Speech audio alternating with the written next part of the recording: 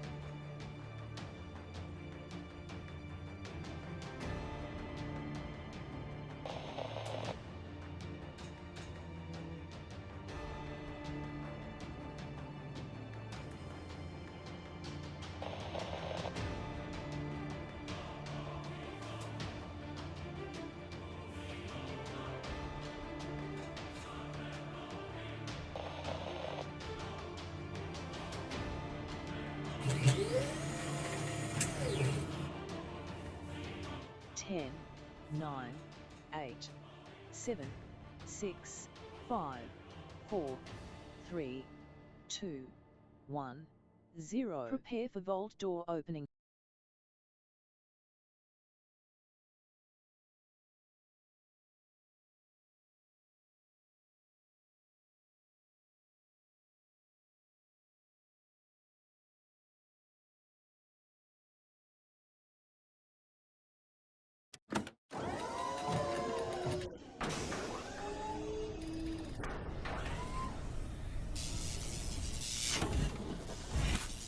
Hello and welcome, fellow pioneers. It's me, Kismet. We're going to have some fun playing some Satisfactory. We're chilling out in our hub right now, doing our thing, getting ready to get to some building. Welcome, welcome. Put a 1 in the chat if you can see and hear me. Going to show up right over here. That's right, in my little sliding panel chat there. Hope you guys had a good week so far. We've made it to Tuesday. You're like, Kismet, oh God. You've made it past Monday at least. So you're doing good.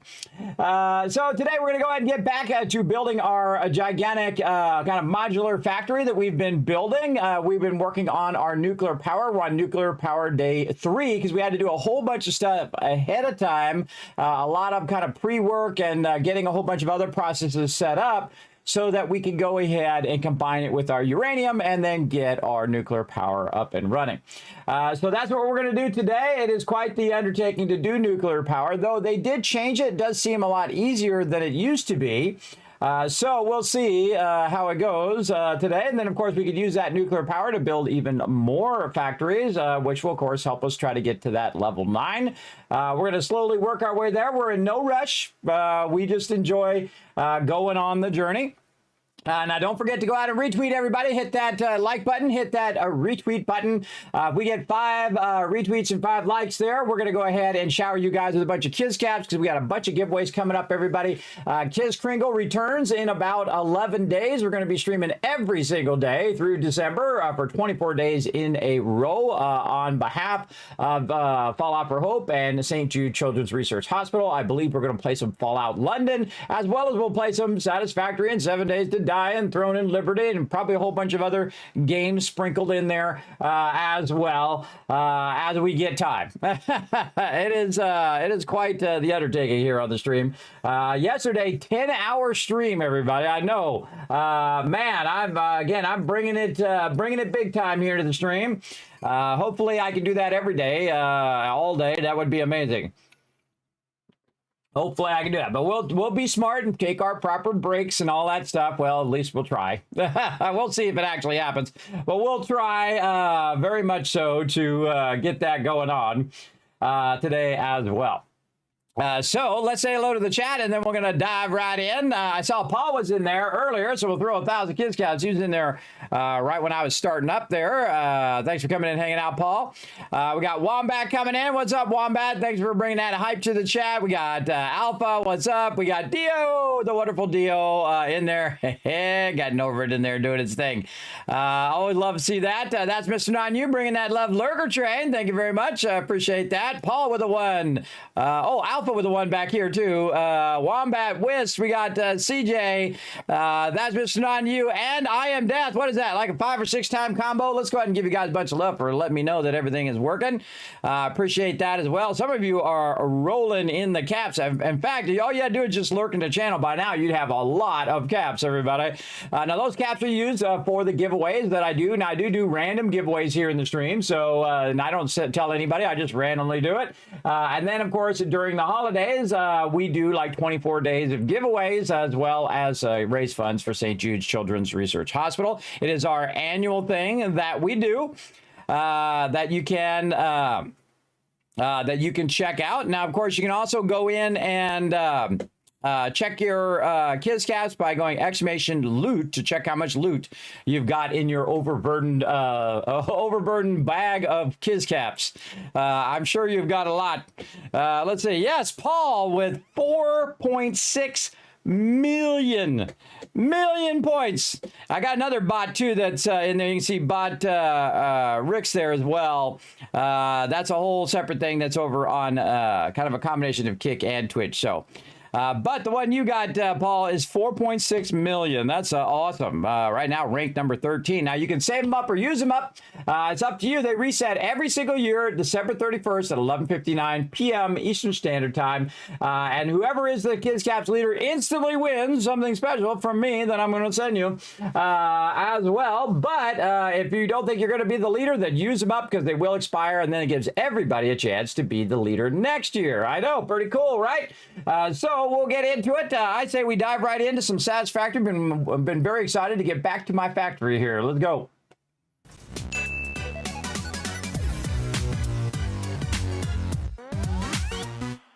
All right, here we are. Let's go ahead and log on to the mega server now. See, the server, even though I haven't been playing, the server has still been running for 1,675 hours. The great thing about having G-Portal, everybody, is the fact that the server just constantly runs, which means this is just making stuff all the time. Let me go ahead and throw that link in the chat for you. Save you guys 10% off. It's only a couple bucks a month, and you can let their server run and use their power and their computers to run your simulation of your factory 24/7. It's pretty cool. Oh, here we are. Oh, took some damage to FICSIT property because I apparently was flying when I logged out. Look at this beautiful spot over here. We have got a bunch of our blenders going over here. You can see that we're going to be producing apparently some batteries and some water. We're going to be using that sulfuric acid to get things going. I thought I'm doing encased uranium cells. Why was I doing that? I have no idea. Maybe that was like the default. Yes, okay, that one was just switched. I don't know why that one was switched. Yeah, this one switched too. Very weird. All right, let's maybe we were just looking at it and I don't know. Or maybe I was looking at it when I was doing the blueprint. I bet you that's what it was. When I was doing the blueprint. Now, what I did is I made a blueprint of these. By the way, you can notice that the color changes at the top when you do this, because see that? Now it's green. You can see that some of these were on the wrong ones. Absolutely. We'll get to batteries later. Right now, we're just trying to produce some encased uranium cells here, and then we're going to have some extra sulfuric acid that we're going to have to deal with. Now, each of these is going to produce 10 sulfuric acid, so it's 10, 20, 30, 40, and then you double that, that'd be 80, then 90, 100, 110, 120. So we got to process 120 leftover sulfuric acid that's going to come out of here. And you can see we have our inputs, uranium, concrete, and sulfuric acid. Now, our sulfuric acid and our concrete is being produced right here, and we need to run that over here so that we can input those. And our uranium is right over here, right down there, which we're going to bring up. Now, normally I would run all this stuff back to the factory, but you don't really want uranium running right next to your factory, your main factory anyway. I prefer it to be way out by itself, so it's producing all of this stuff away from where I'm primarily working, which is my central hub and my central base.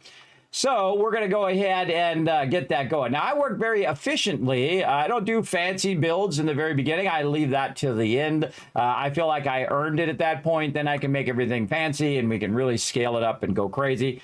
Which I prefer to kind of play the game through first, because your point is to be efficient, right? Efficiency first. So that's what I'm always working on each and every time. So what we need to do is we need to get over here, get this going. I can see that we put this here, which means that I probably need to put some splitters in.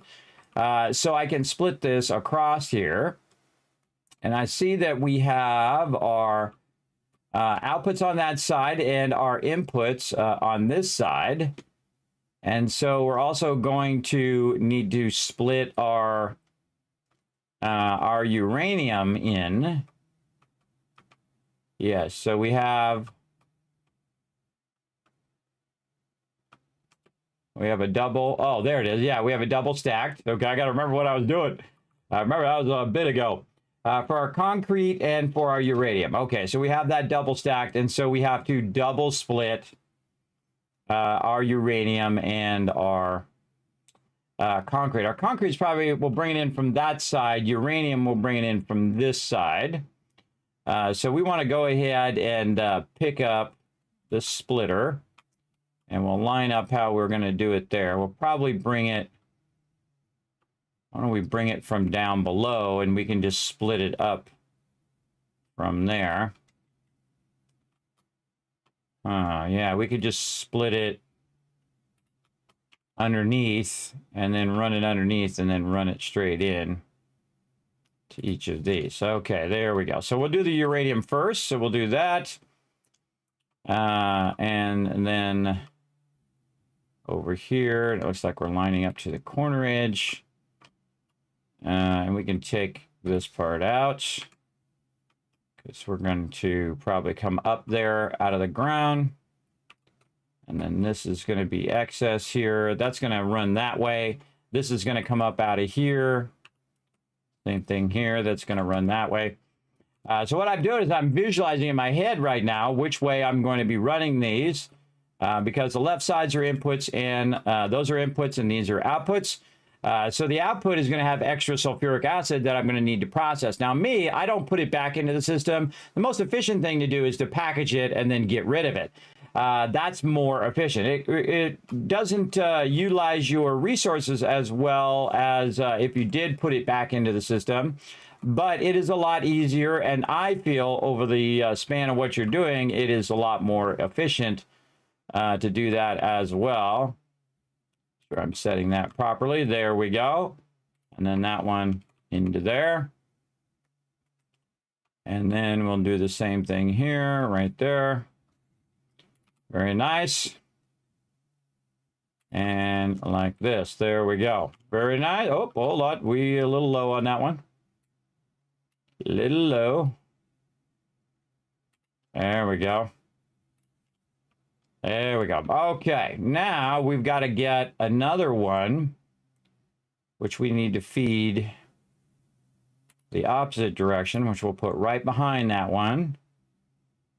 And we'll make sure that's sitting on that kind of black line that's on the side, and we will run that right on top. Very nice. All right, cool. Let's just do the same thing all the way down. And I guess I could turn my factory sounds on. There we go.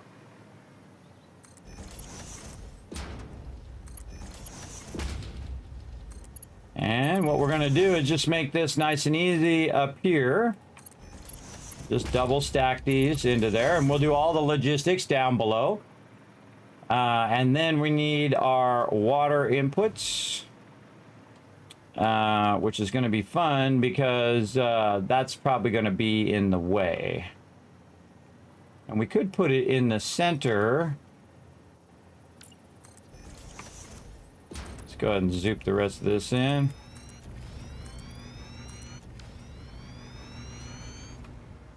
Have it go right in the center of this whole thing here.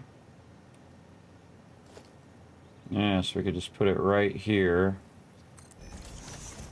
Now, the reason why you want to put it in the center is so that it fans out from the center and not from the end. See, from the end, it's going to fill this one, then it'll fill that one, then it'll fill this one, then fill that one. But you put it in the middle, it'll go, and it'll go in both directions. It'll get these two, and then the last two, like that. So putting it in the center is sometimes much easier, and then also logistics-wise, much easier as well. So let's go ahead and do the same thing all the way across so that we can unify all of those. And I'm using my level 2 belts or pipes. There we go. I prefer to put this in the middle when it comes to fluids. It just makes it a bit easier. There we go. All right, we got those inputs in there. Now we're going to do some dangling, where we dangle over the side. I know, pretty fun. And then we'll go ahead and turn our light on. There we go. And get ourselves a nice wall here and make ourselves something to make this a little easier. Like so. And then foundations. Put in here so we can do our splitting stuff. We'll take this wall out now. Put this under here. Okay, so we're going to need to split that all the way down. So let's say here. Like that, and then this one there. And that one all the way down. All right, let's start with that and see how that looks. And so what we're going to do is use the floor here to make a splitter. That'll allow us to split that down. Not quite. You're going to go a little bit over. Oh, a little too far. Sometimes hard to eyeball it underground. Okay, this is going to go in. So this needs to go this way for the back one. Okay. And then we just rinse and repeat. So it's right there on the edge. So we'll go ahead and bring this, or this is going up into there. All right, very nice. Okay, now that we got the general gist of that, I'll run down here, try to align ourselves like so, and see how that looks. Yep. And then again from this side. And so what we're doing right now is we're doing the concrete first. This will be the concrete that runs along here. And we'll bring it down from over there, and then we'll run it over here. Get rid of these.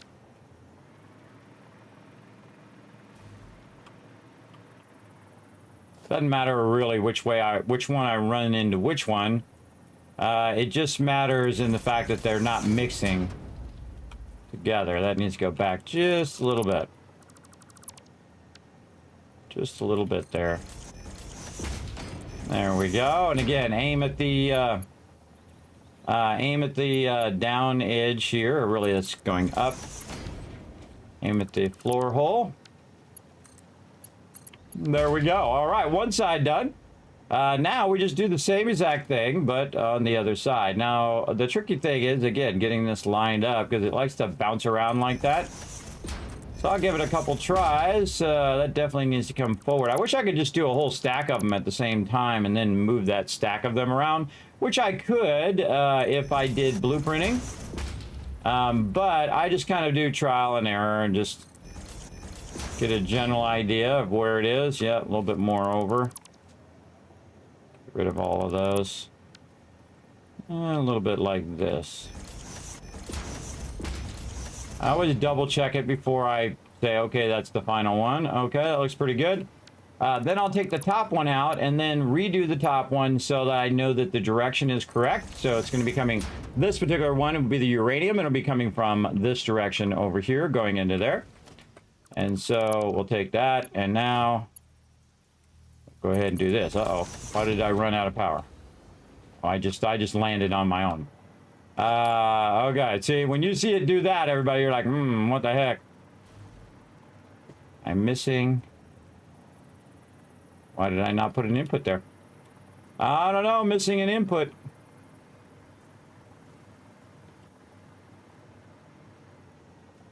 Huh. Did I turn it the wrong way?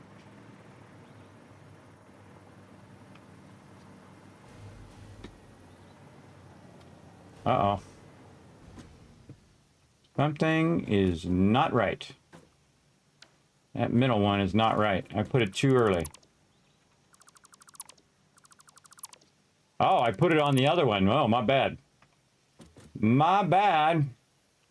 See, that's how you solve problems, everybody. Is you go, wait a minute, there's something not right there. Something is not right in the state of Kismet's factory here. All right, back again. This game is very much trial and error. Try a bunch of things. That's better. All right, there we go. Okay, let's do that again. Across to here. Nope, still not right. Dang.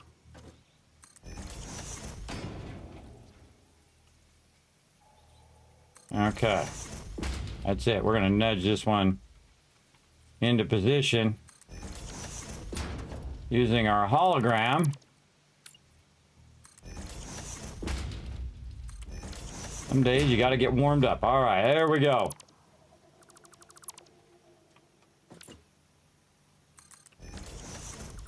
Take that out because I don't trust it. Do it again.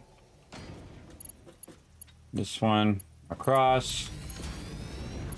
There we go.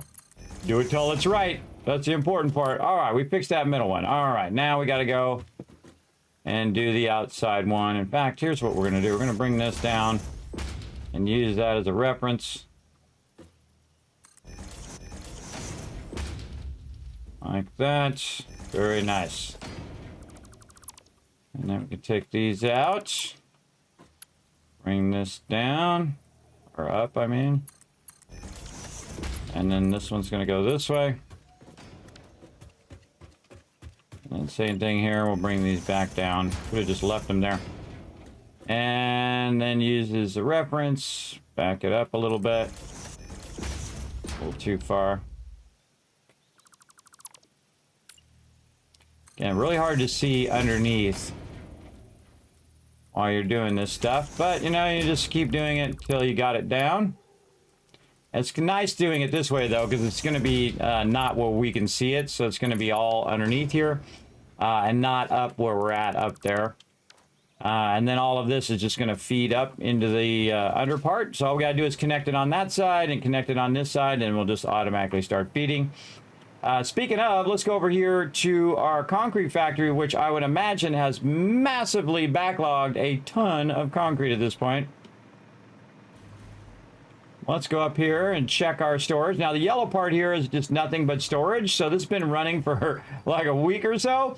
And you can see that, or actually I think a couple weeks, that it is absolutely filled to the brim with concrete here. So it's come up, run into here, and then that concrete runs out over here, and then we're going to run it over to there.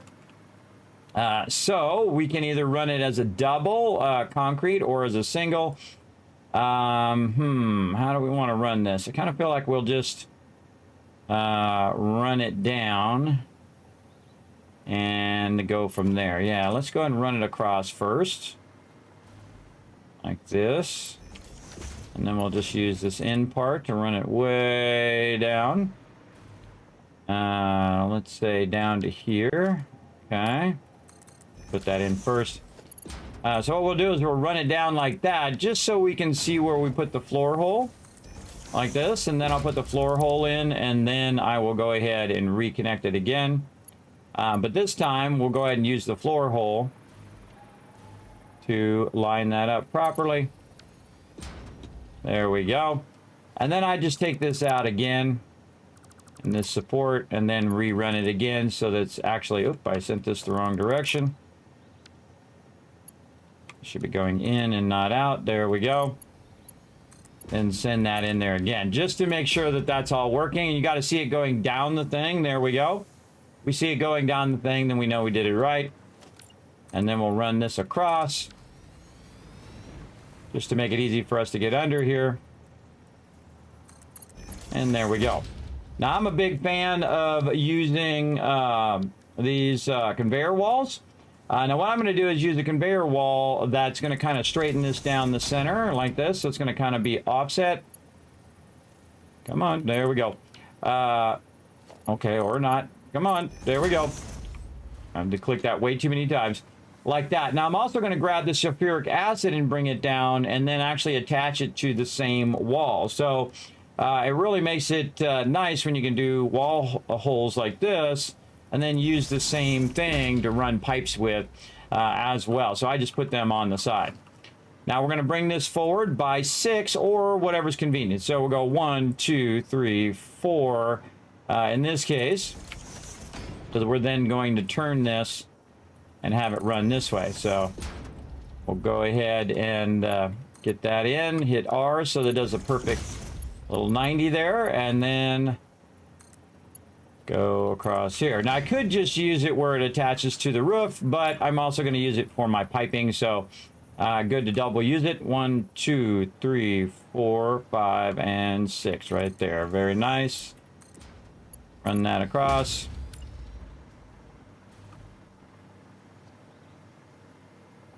Now I'm just counting in my head. Cross to there. What's up, TM? Thanks for coming and hanging out. Hey, eat banana bread. Look at you, TM, with 5.3 million points. Holy mackerel. Again, thanks everybody for coming in, hanging out. My name is Kismet. I've been gaming for 50 years. That's right, for half a century. Been having a great time doing it. I appreciate y'all coming in and hanging out. Now, here's a great feature right here, everybody. See that, how it'll automatically do the elbow? I don't necessarily have to put it in the corner. That's that straight feature. They're going to add that to pipes as well. Can't wait for them to add that.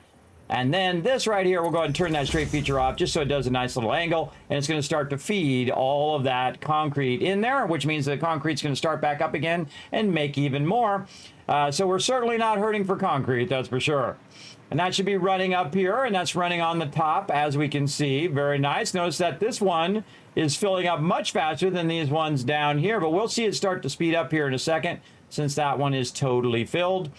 Now, one of the things that we want to do so that this starts feeding into the actual machine is to make sure that it all has power. And we have our power connected this way. Did we cross-connect? We did. We cross-connected it all like that. So we just need to tie this into our central power.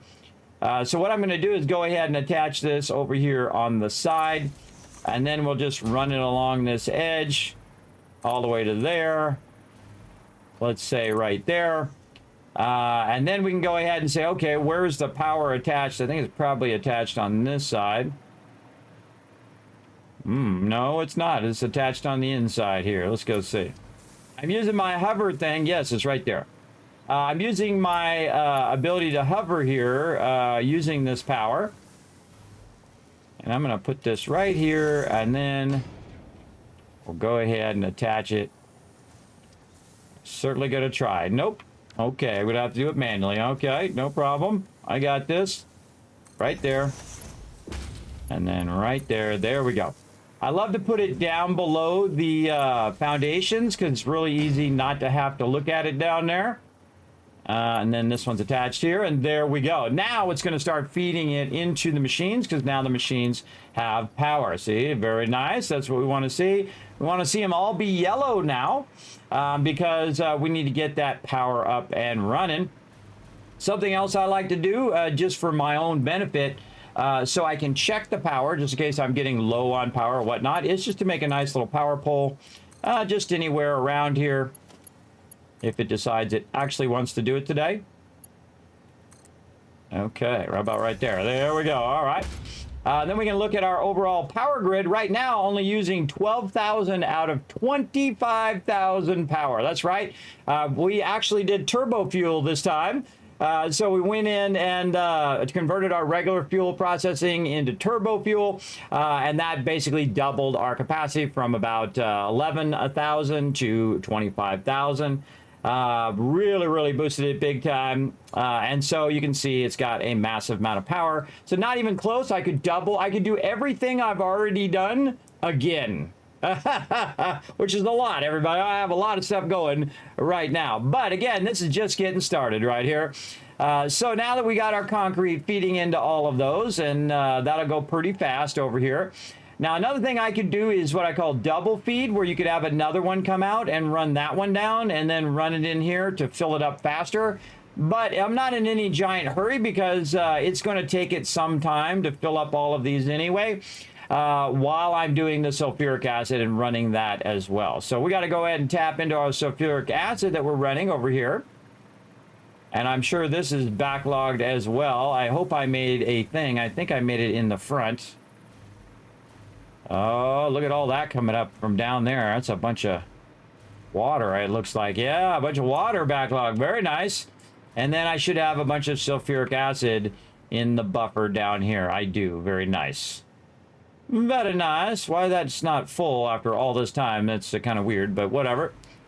And again, we have water and we have sulfur combined together into sulfuric acid. And we have a lot of them. Now, what we did is we maxed out our production of all the sulfuric acid and all of the concrete. And then we've let it run for quite a long time. So again, this is the water back here, and this is our output here in the front. So we're going to go ahead and run our output down. Offset that just a little bit. There we go, down underneath there. And then we want to figure out where that wall is, way over there. And then we can just take this and run this. We're going to go ahead and just center this first, and then we'll go ahead and run it all the way down. Again, I can't wait till they add the straight pipes, because that's going to be amazing. Because then you could just say, hey, make me a nice 90-degree of these pipes, which I wish they already had. So yeah, it's going to be pretty close to that one. So we'll see how this thing. So I'm going to turn it and do my own 90 if it lets me. My scroll lets me, and I go 1 and 2 forward, and that's what gives you that perfect 90 degrees. And then we can run it along here like so. Say right to there. And I don't know how well that's gonna do. How good is it? We'll call that good enough. Okay, there we go. And we got that going on. Now we can go ahead and again add more of these wall connectors. What's up, Bams? Thanks for coming in and hanging out. How we doing on those retweets? Oh, we're at 7. Don't forget to keep those retweets going. Everybody make sure to go in and show that love on those retweets there. Again, great way to earn Kids Caps because we got a bunch of giveaways coming up. Don't want you guys to miss out on it as well. And we have been backlogging a ton of giveaways. Yeah, nice and easy that is, everybody, when you pre-think that out and say, oh, well, I'm going to run a pipe there too. So I already have the wall, which will make this like 1,000 times easier. We actually are not running that far. It just dawned on me. We're going this way, right over here. Okay, and so we'll back this up just a little bit. So we'll come down. And we're going to go ahead and use this straight edge here. And we're going to turn this. We're going to go 1, and we're going to go 2. That's going to give us a nice 90. And then we'll just run this way over here.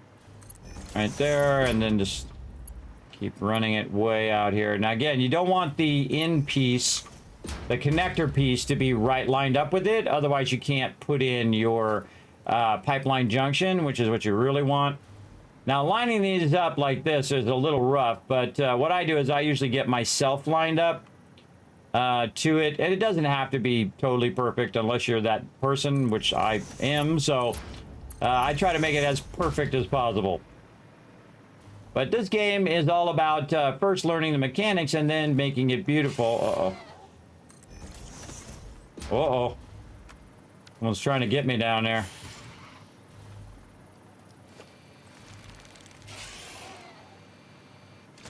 I can get my weapon.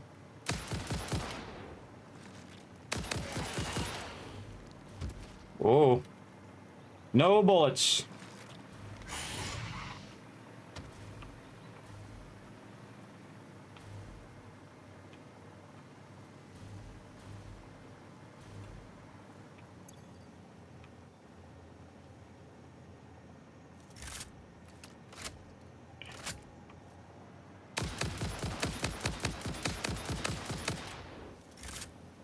He got stuck. Now you're gonna die. Ooh, scary spiders. Okay, those are probably the scariest thing I think in the game. Those scary spiders. Oh, wait. More. Whoa, another one.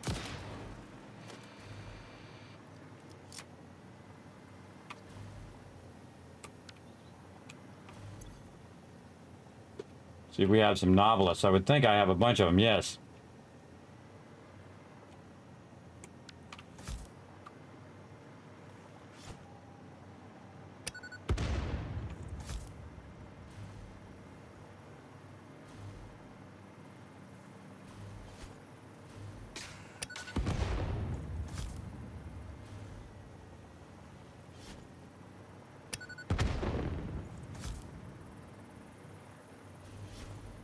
Ugh. Terrible throw. Sometimes when you're moving, it makes it where it throws weird. There we go. Gotcha. I never trust it, so I get my weapon out while I'm going down and trying to grab the loot. They were trying to guard. Whoop, another one.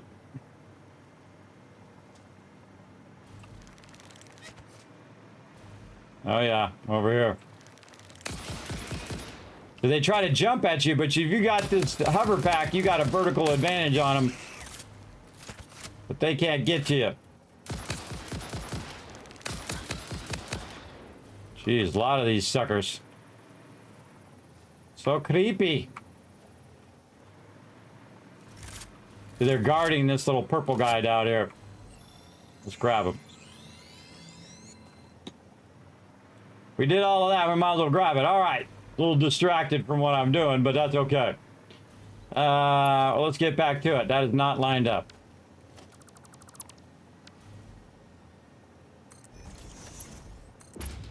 All right. Good enough. And then you can also use the foundations to get a general idea. And then like this. Okay, now what I would do is put a pump under here for sure. That's at the beginning because remember it pushes the water, or in this case the acid, down that direction. And then I'm going to go ahead and run this under here and run that to there. There we go. So that's going to push that up into those machines across all of this, and it's going to basically start to run that in. Into that sulfuric acid if it's doing it properly. Let's see if it's working. Doesn't look like it is. Let's go over here and add our pumps down below here as well. It should have a natural downflow already, but if when in doubt, add a pump, everybody. That's what I do. Oh, wow. How lucky is that? Right there. Okay. So that should start pushing that way. And let's go see if there's some sort... No, I can see it running under there. I can see the pipes are open. And it should be making its way up here. And these floor holes are notoriously bad, everybody. So see how the thing's not widening here? So what I'm going to do is I'm going to take this out and put that in again. And see if that makes it work. Nope. Okay. Go figure out why that's not working. Take this out again.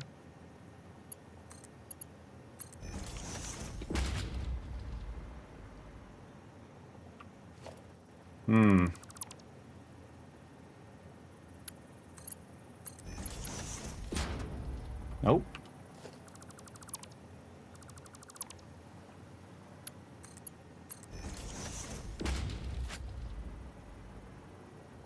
There it goes. Okay, so that connection in the center is not good.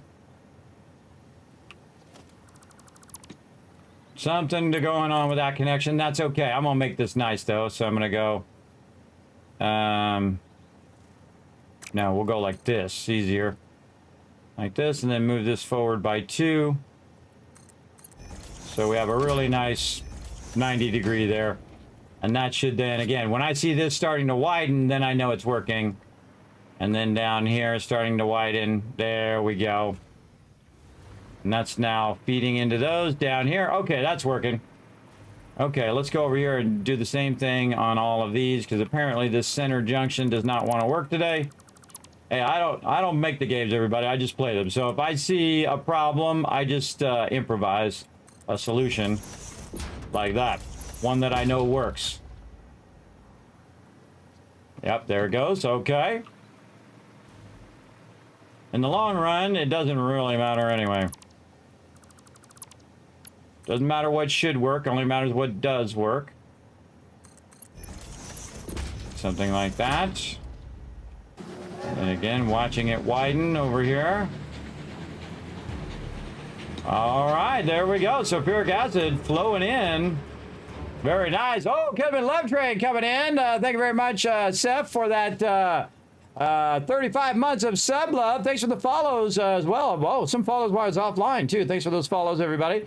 Appreciate that. Let's show Seth some love in the chat, everybody, for keeping this stream going. Appreciate all my peeps who go above and beyond and show that love in the stream. I appreciate it. Now, if you do have a comment or question, feel free to throw it in there. If I miss it for any reason, throw it in there again. It's okay. I don't mind. Sometimes I get very focused on building my factories and whatnot. Obviously, it does take a lot of mental focus to keep it going.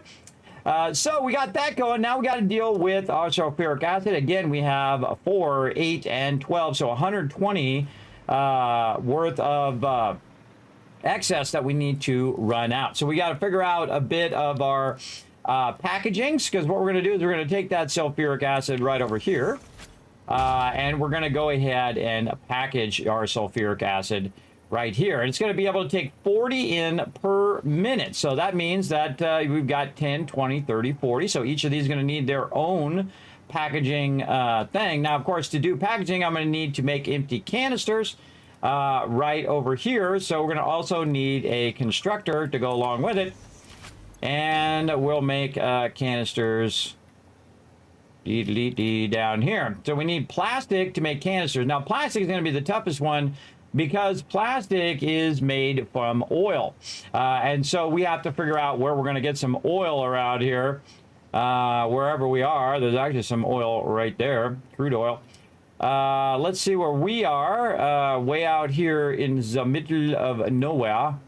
This is not where we are. Come on, map. There we go. Map did not want to work. Wow, look at all that oil out there. Lots and lots of oil there. And you're like, well, Kismet, how can you see all of the nodes like that? Those are my radar towers that I put a bunch of them all over the place so I can see where the nodes are. Sometimes it's hard to find where I am. So go out of the map, come back in the map, and it should center where I am usually. Apparently not today, though. Let's see. Where do we go? We went up toward... Our main factory is down here. Wow, it's weird coming back to it. We've got our stations here. And so it's got to be by this station here. Yeah, it's weird. It's not showing me on the map. Did they do an update and then I lost my ability to see myself? Maybe. But we can see that we've got our water node tapped here. And so we're right here, and the closest oil is way over there.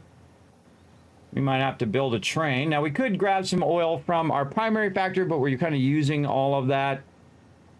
So we're definitely going to want to grab some oil, or just go over here and make a plastic factory and just run the plastic over here to the end. So we could create a station. That's a real long ways to go, though. But that'll just keep us going over toward this direction, which is great. Now, again, the world is a very, very large place, as you can see. And you can see that we went from here over to here to up to here, and how long of a distance that is. This isn't as bad. And then also we could go up here and we could tap this oil here at the end. And that's a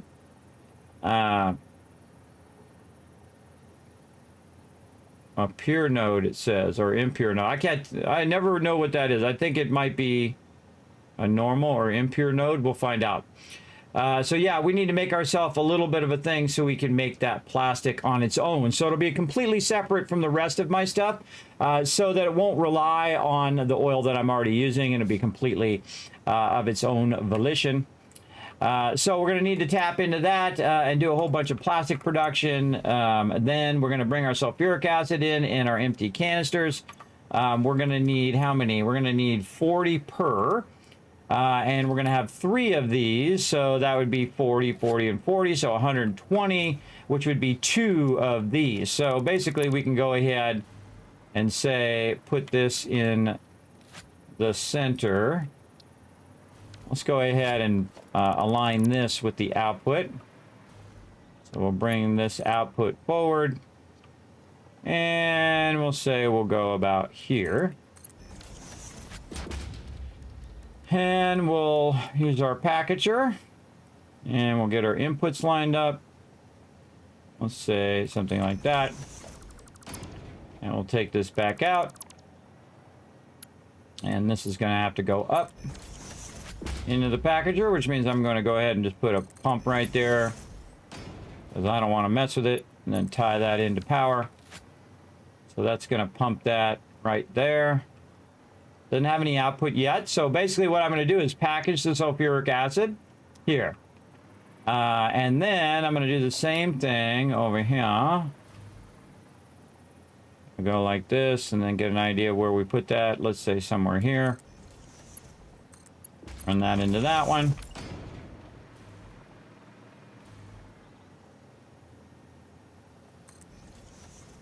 It's pretty good.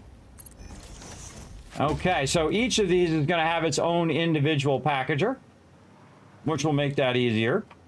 And so basically when we bring it in, it's going to bring 40 in and go 40 out. So it'll be 40, 40, and 40, which is way less than our belts.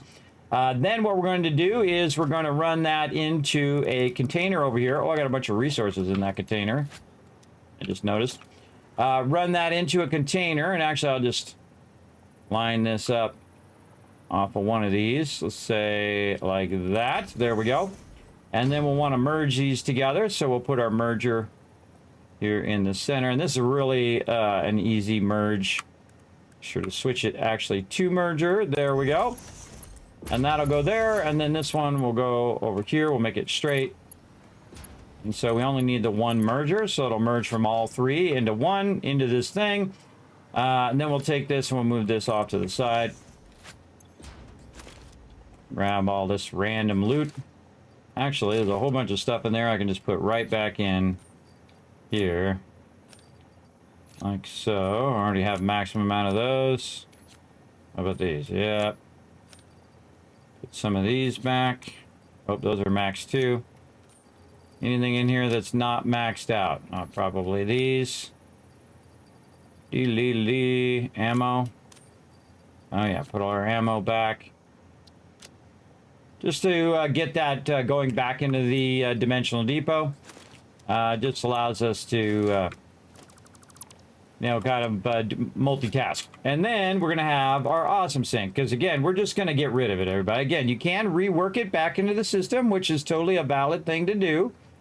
Now, I always like to have a box in between, because if I'm out here and I want to get rid of a bunch of resources as well on top of the stuff I'm already doing, I can get rid of stuff at a rate of 780, which is the belt speed. Your belt speed determines how fast you run it into the awesome sink. So if I do that, that means that if I have extra stuff that I just want to throw away, I can throw it in here and I'll just run it and get rid of it in the awesome sink. One of the greatest things they added to the game, everybody, because you end up with tons and tons of extra resources. You can take them and you can turn them into coupons, which is awesome. Awesome. So we're going to go ahead and put that in there, and then we're going to work on the power of these. Let's say right here.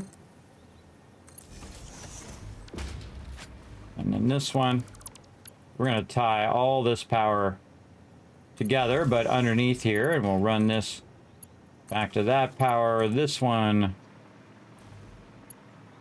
over this one, because this way the wires are running underneath, and you don't have to look at them, very much like I'm doing with all the pipes and stuff, running all that stuff underneath. And then I don't have to think about it. and run this across over to there. And then this can run out here to wherever this connection is.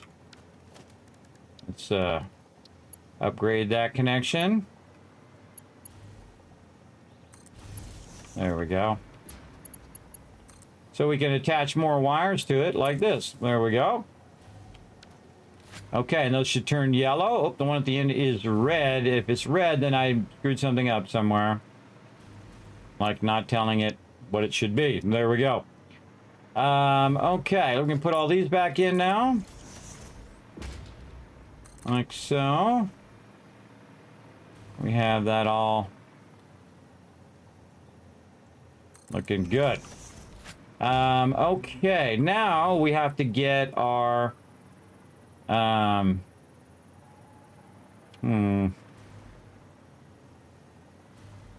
let's do it like backwards. Yeah, we're gonna flip it around. So actually we'll put both constructors right here. And we're gonna run that plastic from underneath, I have a feeling. Yes, then I can run it across. Let's back it up just a little bit more. Let's see how this looks here. Yeah, I'm good with that. And then this one we'll put right next to that one. And again, we'll do all the splitting and merging underneath. Do this. There we go. And then same thing here, we'll attach all this power under the grid. And we'll run that. Actually, just run it right here. Run that one underneath there. This one. Upgrade that. There we go. All right.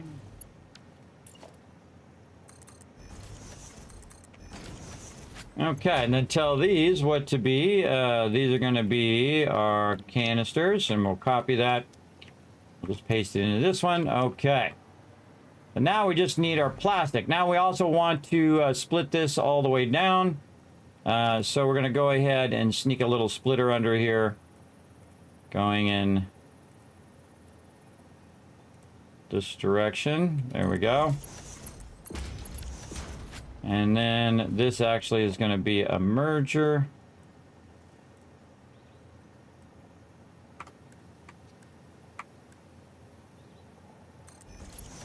Like this and like this. And then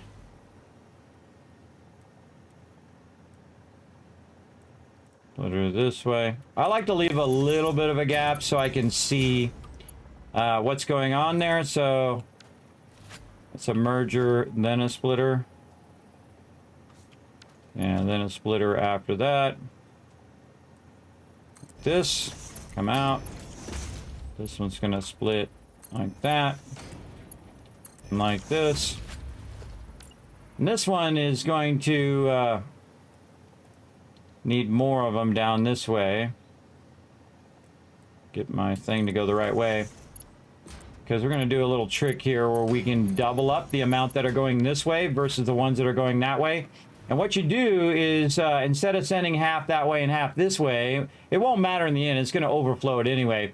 But you can remerge back. So you can go ahead and change this one to a merger and then just bring out the other one and just feed that back in there. That's called load balancing, where that means that it'll split one half this way, one half that way, which will remerge back in again. So you get 2/3 going that way and then 1/3 going that way. I know, pretty cool, right? Again, those are load balancing. All you have to do is think about the numbers, right? You want 1/3 that way and they're over there. Why is this belt so slow? Why is that belt running so slow? No slow belts. Must have hit E when I was on my belt. It says level 5. And now it makes me freak out that I've done slow belts. Yep. I sure did. You can see it by how fast the actual belt is moving.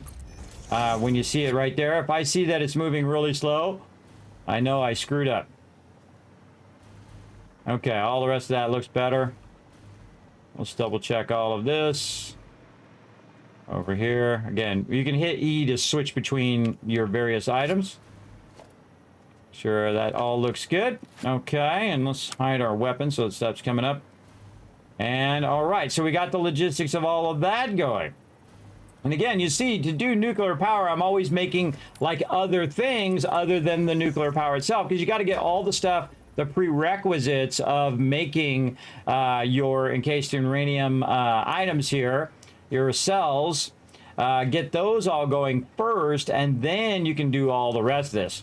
Now, this is going to go and get rid of all the excess sulfur eventually. Now, I don't need these end pieces here, so I can go ahead and take those off. Again, I take out stuff that I don't need, just so that it's less for it to process and less for it to, pipes for it to go down. There we go, because again, that's just going to feed that inside edge.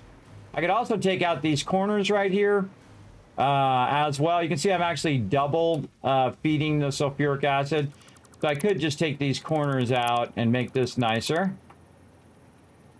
And this is more of, it does actually serve a function, because the less of these little things you have, the more it's going to work better. And I don't think it's going to let me do that. That's a little tough. I can probably go this way. Trying to get my 90 in there nicely. Again, I can't wait till they add those 90 pipes. That's going to be awesome. If we do it on one, we might as well do it on the other. And you can see I've also got it colored green for this particular thing. Again, kind of fix that up nicely. And the same thing all the way down here. Removing redundant pieces, right? We don't need stuff that's redundant. Take that out. And put that in. There we go. Very nice. Okay, that's all good. Gonna improve the flow of all of that sulfuric acid there. And you can see that those are all full of concrete and sulfuric acid. Let's check the ones at the end. Yep, they're all full and ready to go. They're totally ready for that uranium. Now, I don't want to put that uranium in there. That is the last step you want to do. Put that uranium in there. Now, I should be actually backlogging some uranium. That'd probably be a smart idea. Could have been doing that for weeks. But again, the second we get close to this uranium and the second we start this up, it's going to radiate us like crazy. So we're just going to put this over here.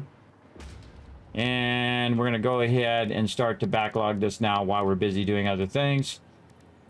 But we're going to put it way out over here, away from where we're working. It's a little close to the station there.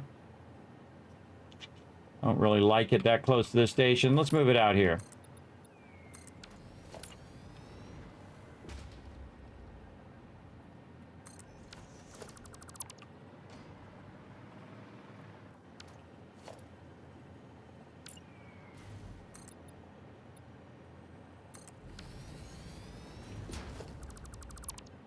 I see some spiders down there.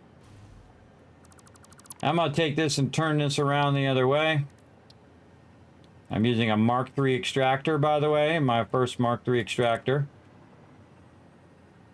I'm using in this playthrough anyway. I've used them many times before, by the way. And we're going to bring that up. Switch it back the other way. Actually, we could do this a little better where it's this way. There we go. Switch it back the other way and then switch it like this so we can see exactly where that's coming up. And then we can align our thing. This is probably one of the hardest things to do, is to get that aligned in such a way that it will attach to that floor hole. We'll get it. Again, what we can do is go like this. And then we can aim at the thing, and you can see that it goes to the floor hole. Now, is it working? Well, we don't know. We don't really know, but I'm going to assume. I see you guys down there.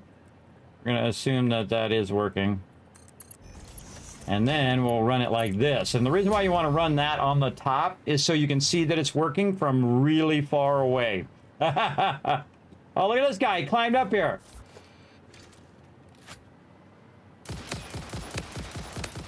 Get off my box, guy.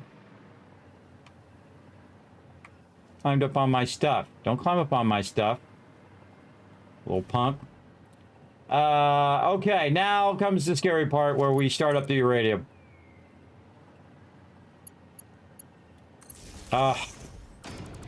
Always something. Always trying to be cute, this game.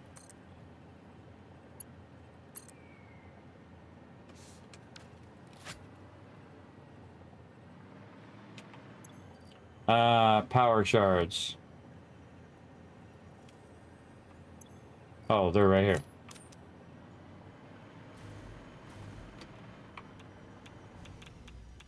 Oh, wait. I forgot something very important. Filters. Where are my iodine filters? Iodine. Oh, they must be in the box. They must be over here in the box. Now, I'm starting to put uranium into that box. And again, notice I'm not going to run it over here yet. Otherwise, I'm going to get radiated the whole time.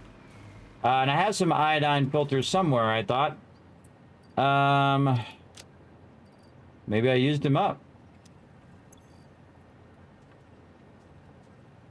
Apparently I did. No worries. Get ourselves a nice equipment workshop. And we'll make some more. Make a whole bunch of them.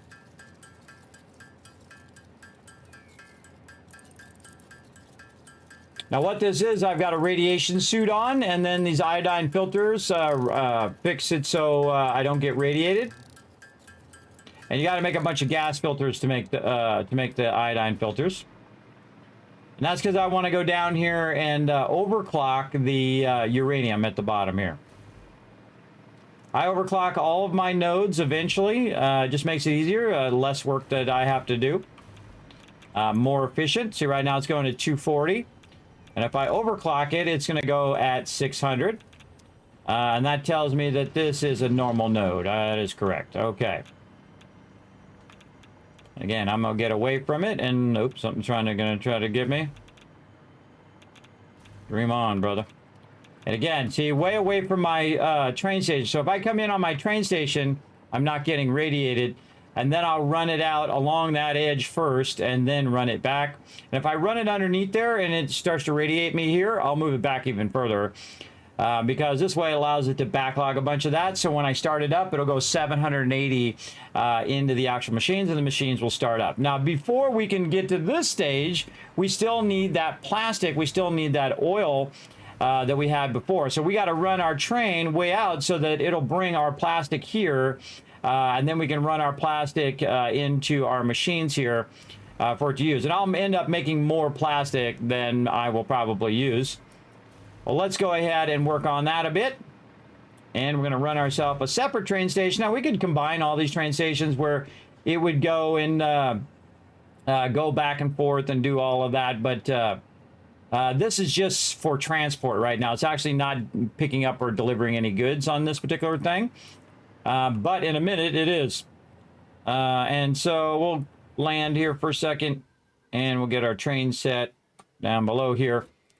And we'll go ahead and do number 7, which is our foundation. Now, anytime I use concrete like that, it automatically puts the concrete back in again. You can see it in my dimensional depot. I might already have some stuff on me. Do I have some? Yes, I have on me. So if I go to concrete here, and I use up the concrete, so if I pull it and go like this, you're going to see that it automatically just put 5 more back in. And you're like, well, Kismet, how does it do 5 at a time? Well, that's because I have 5 dimensional depots that is feeding that in, because that's the thing I need the most. Concrete, plates, and of course, my aluminum sheets.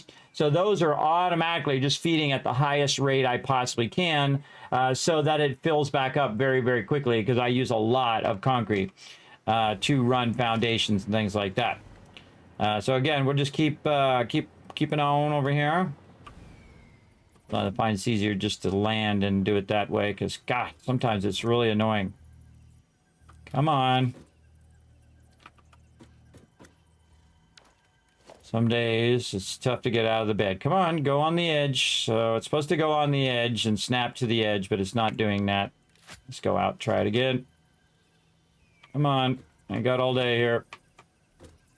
Oop, doesn't want to do it today. Okay, fine. We'll rotate it. We'll go up. Boy. What the heck is going on with my foundations today? Okay, we'll just go to blueprint mode then. That seems to work better. Yeah, it's weird. It doesn't work in regular mode to allow me to put my blueprints down. So blueprint mode, I'll just switch to that mode. And then I just run a bunch of foundations. I think they changed that. Because I didn't have to do that before. I don't remember doing that. Okay. Where am I and where is this thing? Okay, so I want to make myself a marker. So we'll say resource, and then we'll just say right about there. Then we will zoom in on it. And we will highlight it. And then I can see where it's at. See? Over there. That's that thing is there. This is cool. Yeah, let's run our train right underneath here. Neato. Neato. And so we just kind of eyeball it where we want to turn at. Doesn't really matter. I like to keep my trains nice and straight though. So they're running at maximum speed. Put the least amount of turns in there as possible.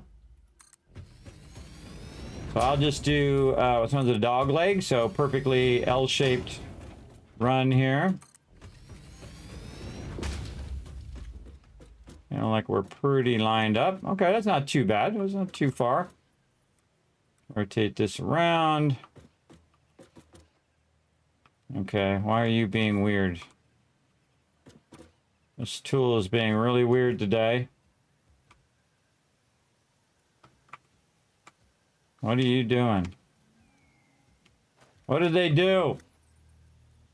What did they do? It's snapping weird.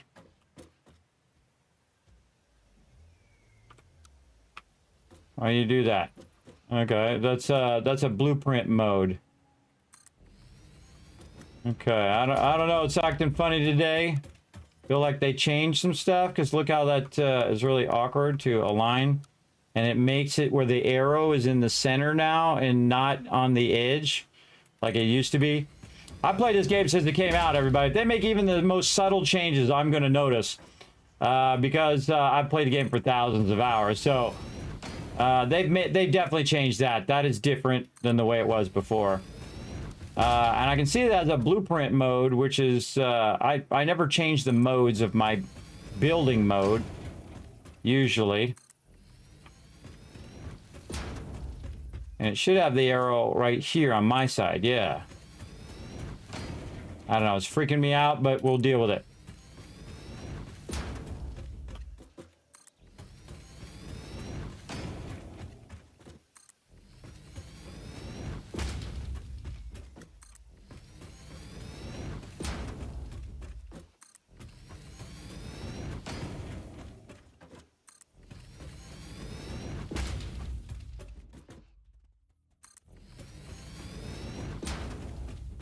All right, now we're going to actually ping the oil node. Oh, yeah, it's right. Oh, it's right there in front of us. Oh, okay. Just in case it was underground. Which is totally possible. I don't think I've ever used this node in any of my playthroughs. I played through 50, 100 times. I don't even know. It's so many. Yeah, look at this. Coming right out of there. Yeah, this is crude oil. Okay, so this is one of the pressure things we need to use to get the crude oil out of there. Okay, now one of my favorite things they added to the game, everybody, is the ladder. I absolutely love the ladder. You're like, Kismet, that's one of your favorite things? Absolutely. Look at this. Look how nice that is. See? Make myself a little ladder and climb up instead of having to do ramps and all that stuff. I kind of feel like we could get even closer here. Like this. Then what we're going to do is add one over there, and then add one over there. And then this will end up being our train station over here. Oh, got a little bit of radiation down here as well. Where's that? Probably up above. Okay. Let's get down here and let's go ahead and get our stuff going. So we need a well pressurizer. So we're going to put that there. Now, it's very unusual. Normally, they have this just mainly as like water and gas. But we need the satellite node, and sometimes it takes a minute for it to get an idea of it.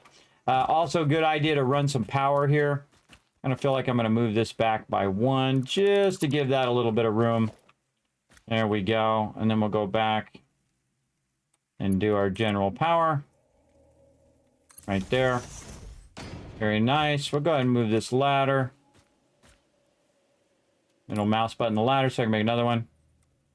And we'll move, or we'll not move it, but we'll put another ladder right here. There we go. All right, now we have a general idea of where we want that to end up. And now we want to go ahead and put in our station. And we're going to probably run it that way. Do a bunch of plastic, then run it to the train, and then have the train do it there. Again, I like to build at the node in some cases, and then other cases I like to bring it back to my primary base. Again, you can just have a little small factory for making that one thing that you want to make, like sulfuric acid or concrete, or in this case, plastic, completely separate from your primary base, or you can just go and tap every single node and bring it back to a central base, which we're also going to do one of those playthroughs as well. We're just right now just trying to play through and not rush, just take our time.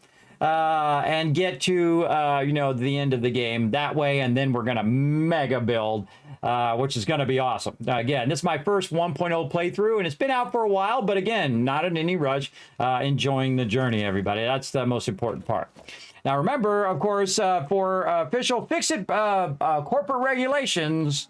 Official FICSIT corporate regulations prohibit backseat gaming. Please backseat when the Learn to Play sign is lit only. There you go. Now you know. Again, remember to follow those FICSIT corporate regulations, everybody. It made me laugh when I was making that, by the way. If I can make myself laugh, I hope I can make others laugh. So there you go. That's my mentality anyway. All right, this got to go right down the center here. There we go.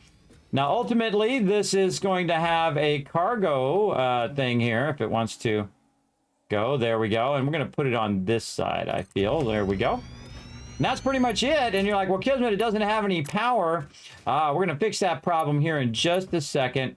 What we want to do first, though, is we want to go ahead and run this power from up here. And we're going to run it right to this. Down here. There we go. And so we're running the station down to the pressurizer over there. Oh, I missed the ladder. I tried. I'm damaging FICSIT property. Gonna get in trouble. All right, now back to our trains. And because the train lines actually run power along the train lines, what we can do is basically just run the track. And then when we finish running this track, boom, it'll start powering that up straight away. So let's get her going. A lot of times I like to just run the foundations first, get all that stuff set up so that I can start. Now we'll have to come back and put in all the little pressurizers later. But for right now, we're just trying to get our train set up. I just walk until it says I can't go anymore with these tracks. I don't bother to count it. Then I usually move it back just to make it kind of line up to the edge of the foundations. Why? Because I like it. That's why. You don't have to. You can just run it as maximum length. You can run it like that if you want. But I just like it to line up nicely to the foundations.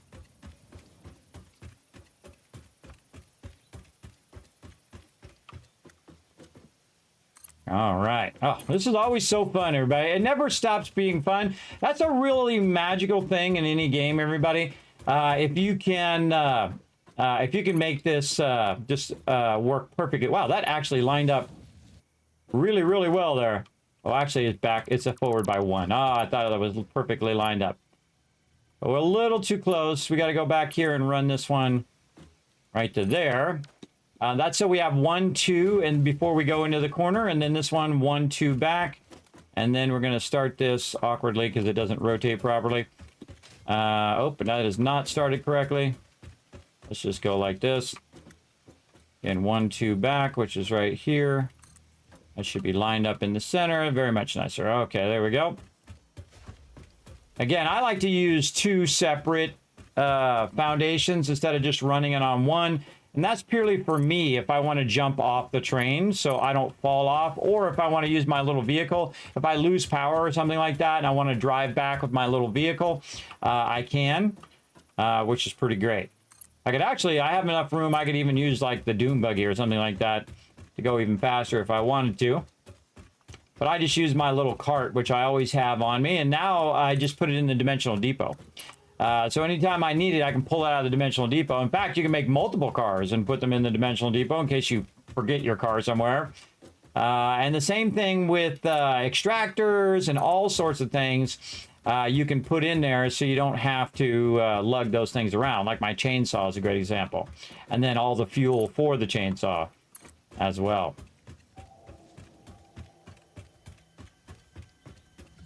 Lee. And that's probably good for now. Okay, and then we're going to make another station, and this station is going to face in this direction. Let's go ahead and add our side pieces here. Right there and right there. We just double put that down. I heard it do it twice. Yes, we put that down double because I double clicked. Old habits die hard. Okay, now again, I'm going to aim this one. Notice I'm aiming it this way. The other one I have it aimed the other way. So that I can line this up. And I'll hit H. Surface 2 uneven. Oh, I did that one a little offset. Yeah, it's got to go back to there. There we go. And then we'll put in our cargo. And we got to get out of the way too, so we're not in the way of doing it. Oh, speaking of trains, right here, Axel coming in, saying, "Hello, what's up, Axel? Thank you very much for coming in with that 10 months of sub love. You're almost there. You're almost to 12 months. You're going to get your dragon wings. Let's show them some love in the chat, everybody. Thanks for that love in the chat there also, Seth. I appreciate that.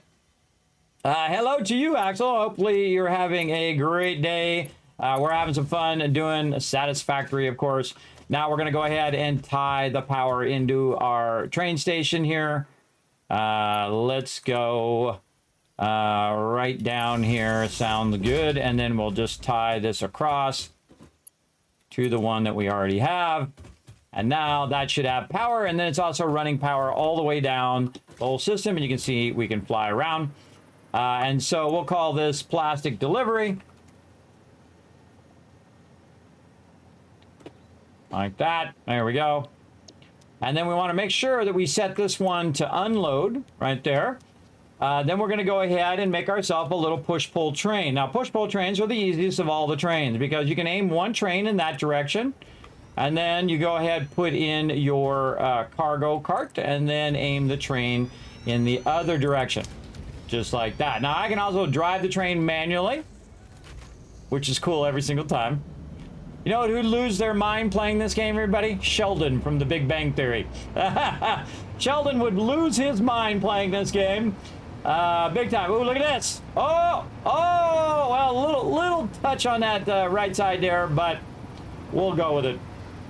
Oh, we got a small problem. We got to put in our curve. Now, again, if you've done this right, everybody, you can put your curve in beautifully just by clicking here and clicking there, and now we got our curve in. Very nice.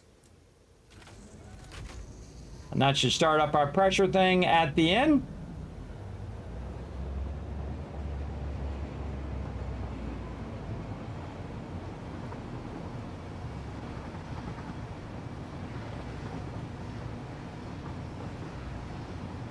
Oh, playing some Black Ops 6, the zombie edition, huh? That sounds fun. You're having a great day. I'm glad to hear it. Okay, now by default, our one over here is already going to be on load, so nothing we need to do there. So now we've got our train in place. Again, you can see this one is actually aiming in this direction. How do I know? Because the sign is on the outside and not on this side. So if it was facing the other way, it would be on this side. Very important to look for those visual clues. We're going to do this plastic pickup. Boom, just like that. And that makes our timetable nice and easy. Why am I moving? Oh, because the thing is pounding down there. I was like, what the heck? Why is my character moving? Is something attacking me? All right, so we're going to edit the timetable of this train. Oh, we got to name the train first. This is going to be the plastic train. There we go. We'll edit the timetable, and we'll say plastic pickup and then plastic delivery. Save those changes. Now, I'm not going to start it up yet because it doesn't have anything to pick up yet because we haven't built the whole plastic part of the factory yet. We're going to need to do that. Now, let's go ahead and get our bigger foundations out here where we can go ahead and try to line those up. We're going to hit H. We're going to nudge, dish way, and we'll go with that. And we're going to take this one out. Oh, nope, we didn't want to do that. Sorry, I was in blueprinting. Try that again. That in. Then we will get out of... I just want to get the one foundation. There we go. Just to leave that so we can go in there. Now, it's been creating this kind of... If I go too fast, it creates this kind of leftover hologram thing, which is really awkward, but hopefully they'll fix that. I'm sure they're working away on it. All right, now that we got our stuff going here, we are going to have a tremendous amount of oil coming out of here because each of these nodes are different types of nodes. That's a normal node, this is a pure node, and this is a normal node, and so on. Now, if I'm going to do this, everybody, you can see the oil coming out the end, which is cool. I'm going to tap all the nodes because why not? You're here, you're doing it, just get it going on. Let's really get it going. So we're going to go ahead and first take this node and combine it with this other node over here like this. Now this is a pure node, so if you look in here, it's going to produce 120. This one's a pure node, so this is 120. Now again, what we're going to do is very easily, because this is all fluids are much easier, I find, than other types of logistics. There we go. We're going to combine those two together. We got a normal node there, a normal node, and this one also a normal node. So I just kind of combine them together first, basically connect them together and aim them toward each other like this. And this one I have aimed toward this one. Kind of, sort of. Like it could be a little bit more. It always puts it in the opposite direction of the way I want it to go. At least it feels that way. There we go. Now this one we're going to go ahead and merge into this one.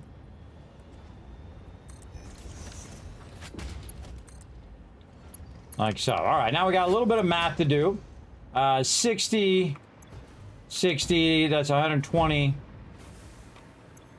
Plus 60 there. 180. So that's 180 there. This would be 240, I think. Yeah, so 180 and 240. I'm going to go over here to my spreadsheet, just write it down before I forget it, because I forget stuff within 2 seconds. And then we're going to combine both of those together. This plus, oops. Oh, God. Okay. This plus this. 420. All right, so 420 running right now. Now I can go ahead and take this one, and I'm going to do the high side here and just run this one around. Bring it up just a little bit and run it into there. Okay, now all of that is combined together so that we're going to get all the oil running on a single one because it's less than 600. Now another thing I can do is go into here and see that it's producing 540 per minute. So I don't know where the other one is going because that doesn't seem like 540 to me. Maybe I missed one. I sure did right there. Another pure node. Again, great way to double check all of this. So let's do this instead. We'll combine these two together. This just makes it easier logistics wise. Okay, there's our 540. So we should have another 120. Again, I use a nice little spreadsheet over here that makes me double check my numbers. There we go. Yep, 540. Okay. Very nice. If you guys want to see that, that's my settlement overseer right here, where you can see I have a bunch of numbers and logistics of all my systems. So we'll get that going. Now I also go in and overclock the heck out of this. Let's go. Because you might as well. So now we're getting 1350. So that is more than we can possibly do. Possibly run. All right, so there we go. One of the great ways of getting this to go up to proper speed so you can see it is to flush the whole system. Now this just does the pipe segment, but I'm going to do the whole entire pipe network. And then we should see that get up to full speed. Okay, now this is going to be 300, and this is 300. So this is 600 just by itself. So we're going to take that out. And then we're going to take these out and redo this.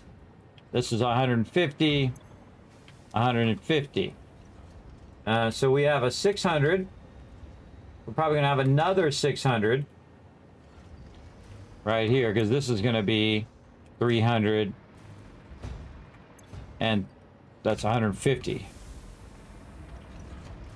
Any of these other ones pure nodes? No, these are all normal nodes. This is the only pure node. Okay, so we have 3 pure nodes and 3 normal nodes. That's fine. All right, so now we'll take this out again. And we'll get an idea of this. This is 300 plus 150. So that's 450. So 450 there. Then we'll take this out.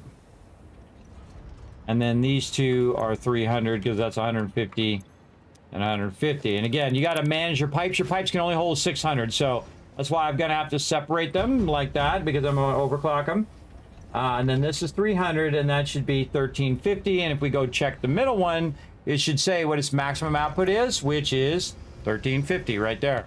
There we go. Always overclock your oil. Always overclock your resource, everybody. It's just less work that you have to do going and extracting more of all of that. Now, that's going to be a tremendous amount of oil that we can use for our stuff. Now, we're going to use all that oil. Probably not right this second, but you never know. We might come back and reutilize some of it later on.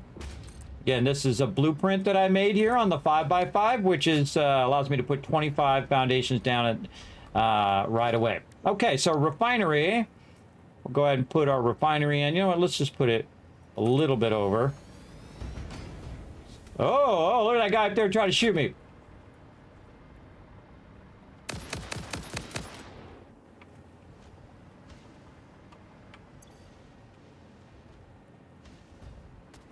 Oh, the thing saved me there. Nice. Just kind of go back and forth. Oh, got me. Move right into it.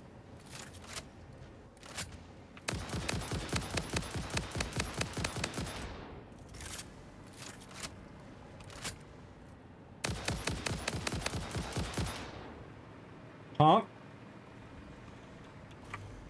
What do we got over here? Ah, purple one. Yeah, little purple guy there. I love blowing these things up. All right, what happened to my Nautilus again? Put my Nautilus away, way back over there. But I also am creating Nautilus, and I have them automatically running into Dimensional Depot, so I don't have to go back and get them, which is awesome. All right, one for you. One for you. And one for you.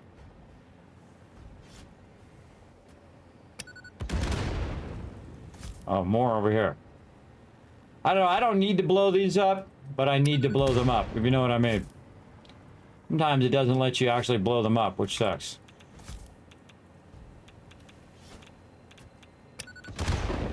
I tried. All right, take a little bit of radiation here. I've got my filters on to grab that. I mean, if someone's going to attack me, I might as well go over there and grab the thing. I have so many of those, everybody. I can literally make hundreds and hundreds of those things. A lot. Okay, we want to make some plastic. Now we're going to have some heavy oil residue. Right now we need 30. We have 1,350 we can run in. So if we really wanted to figure it out, we can go ahead again, bring our spreadsheet over, and we can say, okay, let's go down here to the bottom. after all these other calculations. We'll say 1350 divided by 30, which is our input. We'll say this divided by this is 45. Holy mackerel. That's a lot, everybody. That's a lot. So again, this is dividing 1350 divided by 30. You always want to do the highest number first, by the way. Highest number divided by the lower number, a smaller number. And that's 45. What that's saying is I can put 45 of these refineries down and make the output of 20 per minute. So we take 45 again, and then times the output. We can see how much plastic we can make here just from this thing. We make 900 plastic if we wanted to. Now, of course, it's going to take a lot of power to do that. How much plastic do we really need? Well, the way to find that out is to figure out how much you need for your constructors. Now, I only need 2 constructors to make all of the items that I need. I'm actually going to close this down for right now because I'm not making any of that. So I need 30 per minute. So, and I need 2, so I need 60 plastic per minute. And so basically I only need 3 of these. So I don't really need that much, but it does tell you what my maximum limit is if I do want to come over here and tap it for other things and whatnot. Now I'm the type of person that also likes to find an equilibrium between the outputs as well. So right here it's going to output 10. And so what we're going to do is we're going to grab this and we're going to go ahead and put another one in. That'd be 10, 20, and then over here we'll put another one in, and we have to process our residual heavy oil residue so that we can package that as well. So we're going to turn our heavy oil residue wherever it is. Brain. Why is it not? Oh, petroleum coke. There it is. Wow, I couldn't see it. It was right there in front of my face. So basically, we could take 40 in and turn it in petroleum coke, and then take that petroleum coke and run it into the awesome sink, so we don't have to deal with the excess. Now, of course, the heavy oil residue makes other things as well, but the petroleum coke I find is the easiest to convert and then go ahead and just get rid of. So you don't have to manage it. And the equilibrium is 4 of those, right? So it's 10 per each, right? 10 residue per producer here. So we want 4 of these, like this. And then we'll have the last one line up here, and we're going to turn it in the opposite direction. So it's going this way, so that we can feed the residue down to the last one and make this one into, oops, cursor, into petroleum coke. And then we'll run that into the awesome sink, which we'll probably put somewhere over here. Let's just go ahead and run this like this, just to kind of finish that up. And we'll just put our awesome sink off to the side here. I like to have my awesome sink close to where I can get to it in case I want to get those coupons out of there. Also, always put yourself a nice little storage right behind there. Again, if you have some stuff you just want to get rid of. This way, no matter which awesome sink you're by, you always have the ability to just manual feed stuff into the awesome sink. And then this is going to come out of here and go into here. We hit R. It's going to do nice 90s there, nice edges into there. Very nice. Again, so the output of this is going to be petroleum coke. The input of all of this is just going to be crude oil. So this is super easy to do because you only have the single input. So I'm going to run this out just a little bit like this. And we'll run it back just a little bit. And then I'm just going to run it all the way to the end like this. Try to keep it nice and straight. And then I'm going to go back by 2. 1, 2. There we go. And then the end one can just go in like that. And then I hold down Control, and it's going to snap it to the back of that. And we put in our little splitter thingies. They're actually called junctions because they're both splitters and mergers at the same time. And then we want to feed our oil in here. And again, I like to feed the oil into the center of them all, which is right about there. And so I can go ahead and bring that oil up from underneath. And so we'll put a nice floor hole here, which again are notorious for not working well. So how much oil do we really need? So we need 30, 60, we need 120. That's it. That's all we need. Out of 1350, we need 120. So I'm going to pull this out of here for right now. And I'm actually going to say this right here down to 120. I could bring it down to 120, but that's a bad idea because I want to have it backlog a bit of that oil as well. So that we have kind of a redundant thing in case we have to start our factory back up again. So we're going to go ahead and put a fluid buffer in here, and right about there would be good.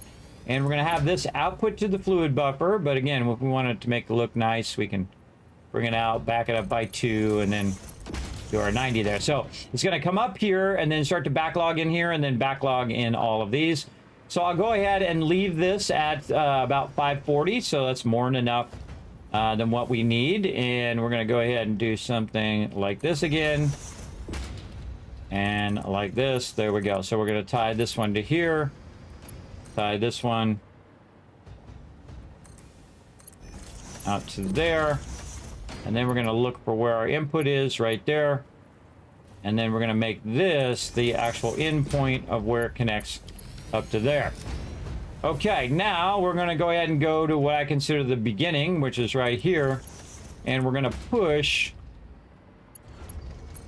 that oil through here and then up through there and then up through that edge there.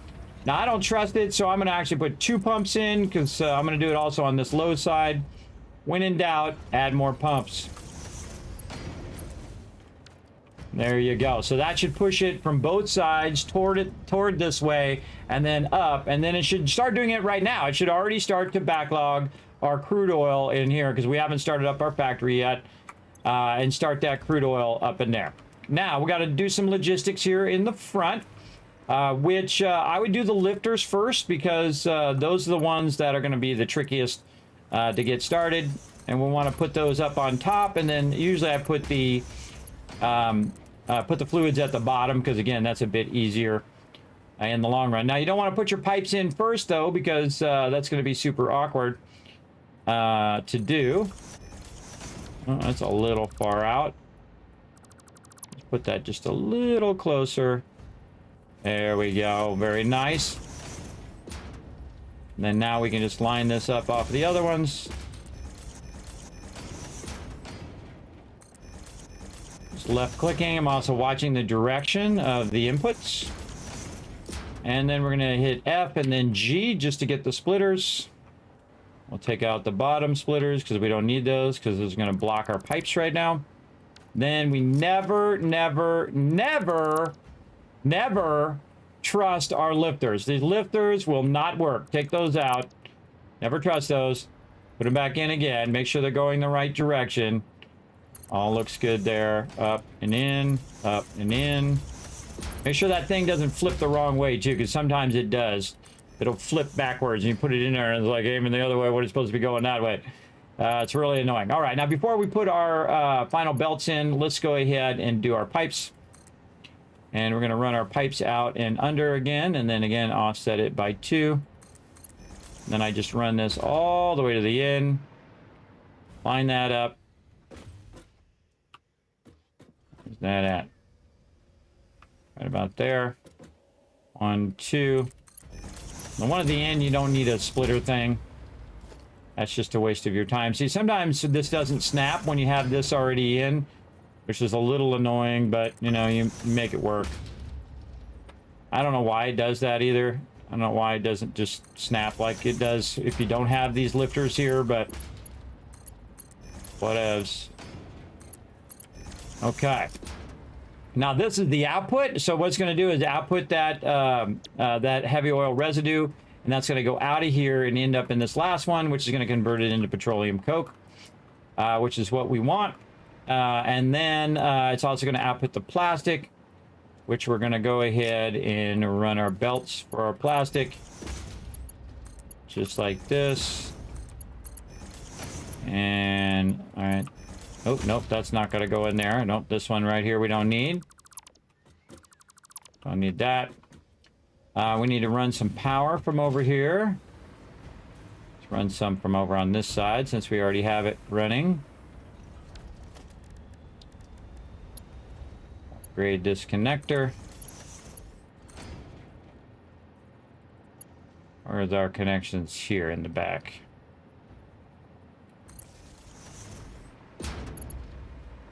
Yeah, it's gonna go straight down from there.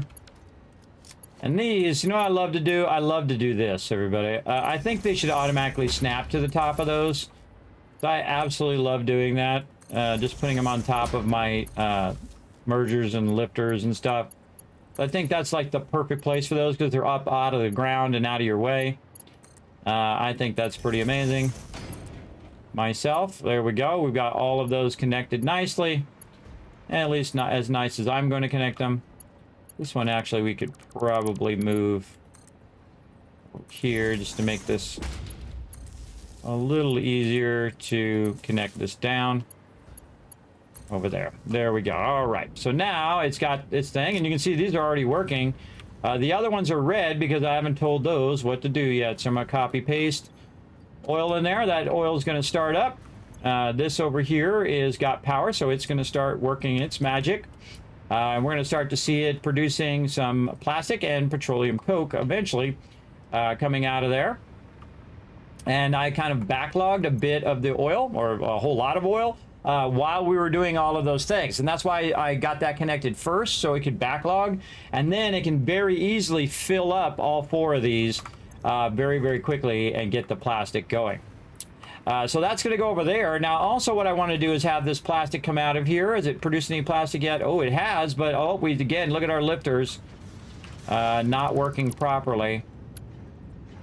Something going, oh, what did I do? I did the wrong thing. That was my bad. I did the wrong thing there. Hold on, we got to put a whole bunch of these back in. We got to take this back out. This was my bad. This is an output and not an input. Take all of these out. We got to take our lifters out. My bad. Okay, these are supposed to be mergers, not splitters. And our merger is going to end up going that direction. Now you can see I can use the ones that I just put on top of the other ones to realign those perfectly like that. Just to make that easier. And I didn't have to use mergers. I could just use splitters. And then that's going to realign those, put those right in the same spot. But now they're mergers instead of splitters. And now they should come up here and nicely connect to each other. Again, if you make a mistake, very easy to fix if you got a lot of techniques like that, like I do, to go in and readjust those. Okay, now we want to go ahead and get this into a box so we can start to backlog a bit of that. Let's say like right here. Actually, we'll center it.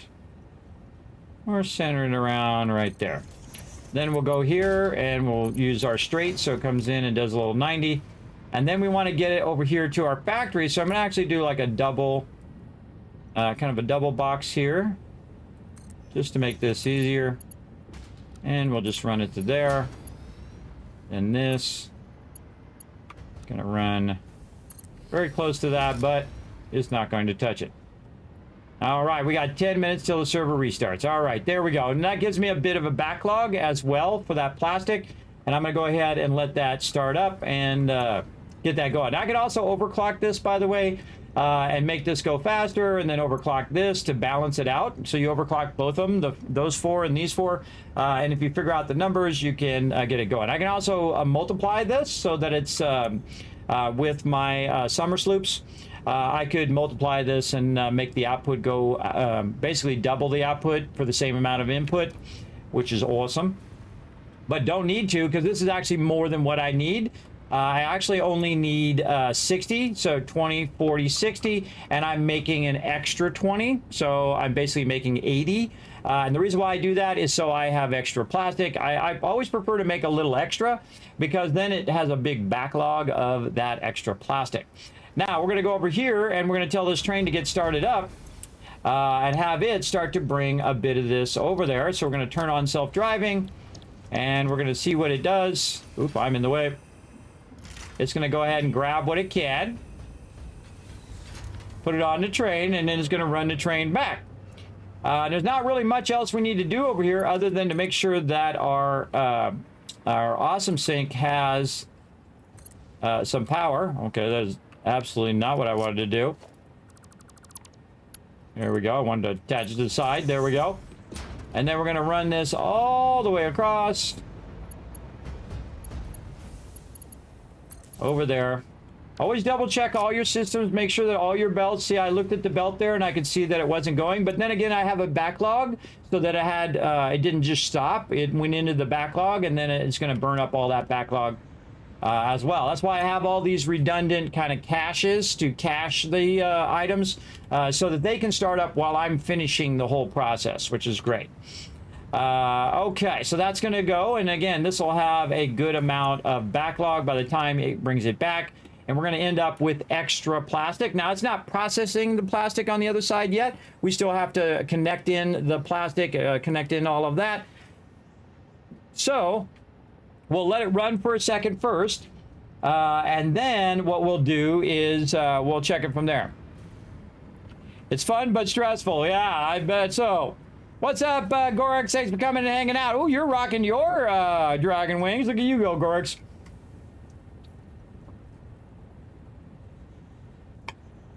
Okay, letting all this stuff run. Okay, we got about 8 minutes, and then the server's going to force me to take a break. While we're doing that, here, let me think of do some smart stuff and get some stuff set up ahead of time here. Oh, man, we're at 9 retweets. We need one more person to go over there and hit that retweet button. Then we can go ahead and show you guys some love right over here. Let me go ahead and click a lot of buttons here.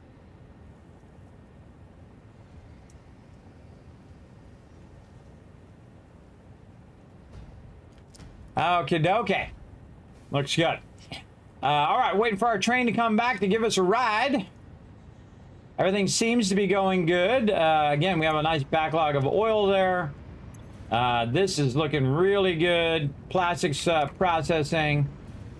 And we want to make sure that all of the lifters are working. The way you can tell that is just go and look and see if you see any plastic in there. If you see any plastic in these lifters, then that means the lifters are stuck and they're not actually going into the mergers here.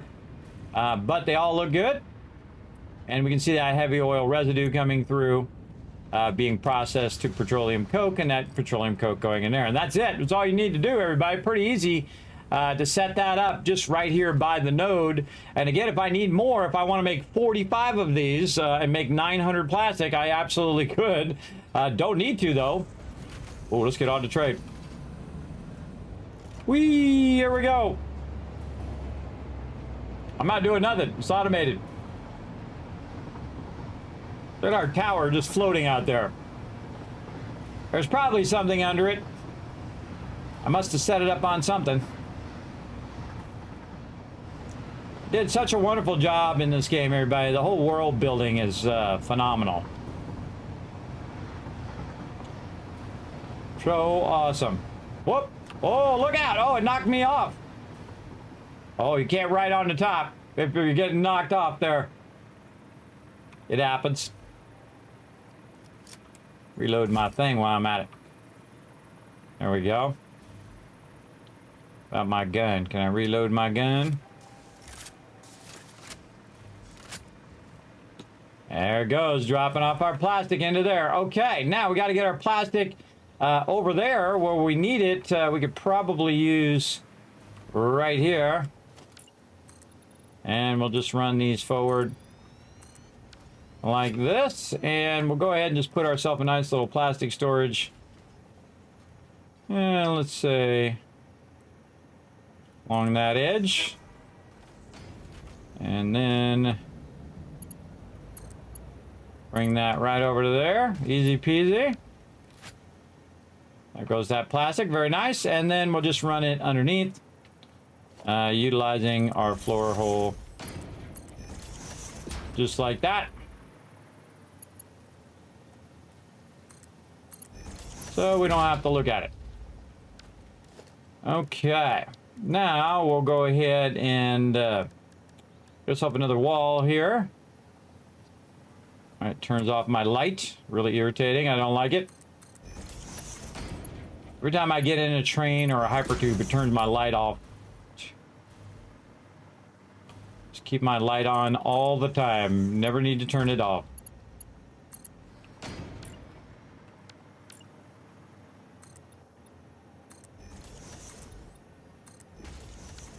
Okay, now we got to bring the plastic underneath this other one here.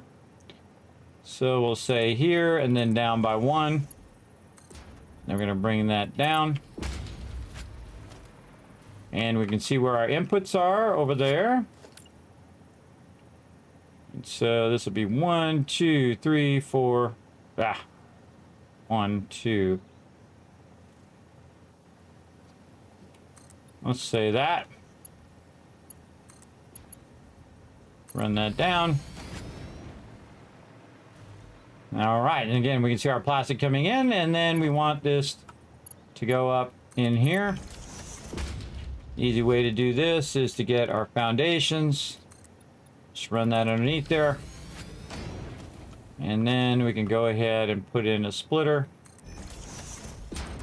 Oof, nice. Whoops, I forgot to rotate it properly. Let's rotate this like this. Very nice. Definitely take this out, redo this. And bring this up. Run into there. And then this one's really easy because we're just going to have it at the end. Oh, 2 minutes. And then we're just going to have that one connect at the end there. Turn that straight thing off. There we go. Okay, both of those good. We have just a couple minutes to get this going. And those are running. All right, look at them go.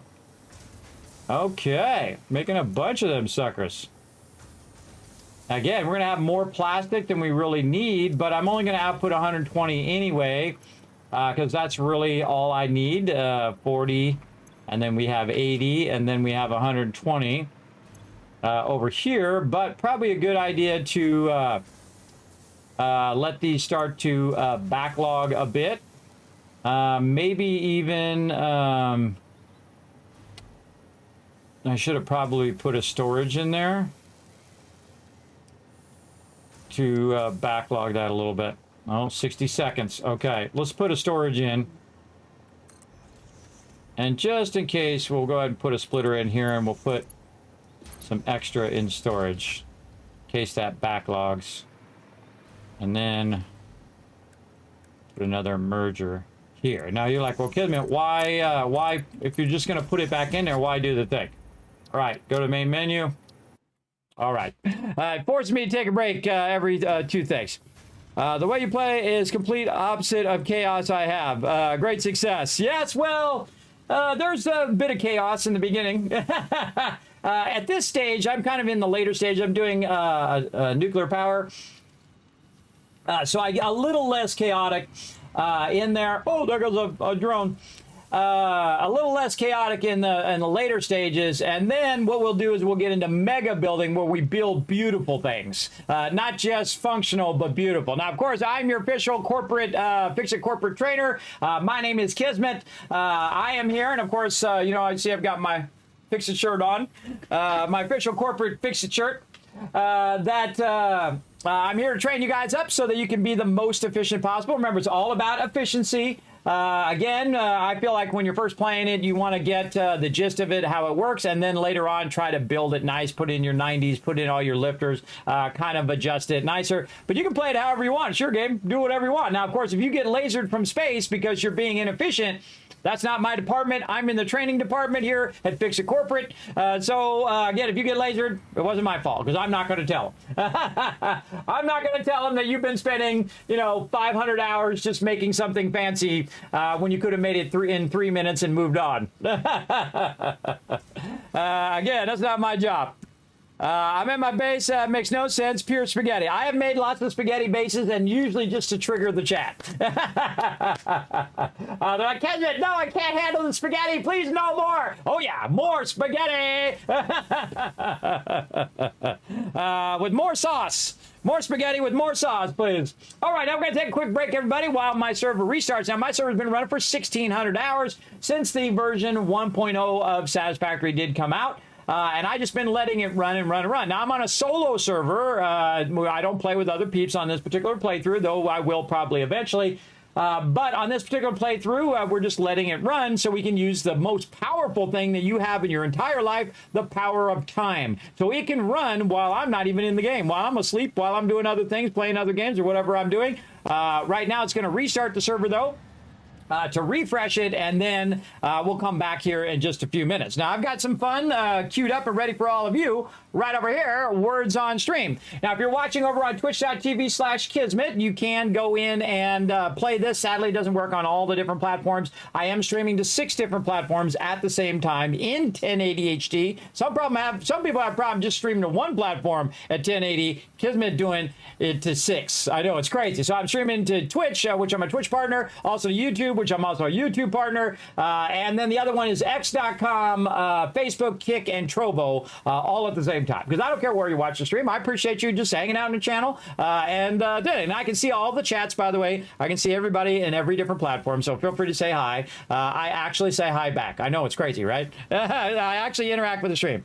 Spaghetti stream, yes, actually we'll have another spaghetti stream when we go to do a mega build, when we tap every single node in the game. And that will be my next playthrough. But right now we are playing our first 1.0 playthrough on release. But I've already played through like 50 times. I've played it since the game originally came out. I've played every single update. I probably played 50 to 100 times through. I do have my golden cup. I have gotten it in the early access. I feel very accomplished there. And we're still working toward Tier 9, so make sure not to tell me anything because we haven't got to Tier 9 yet.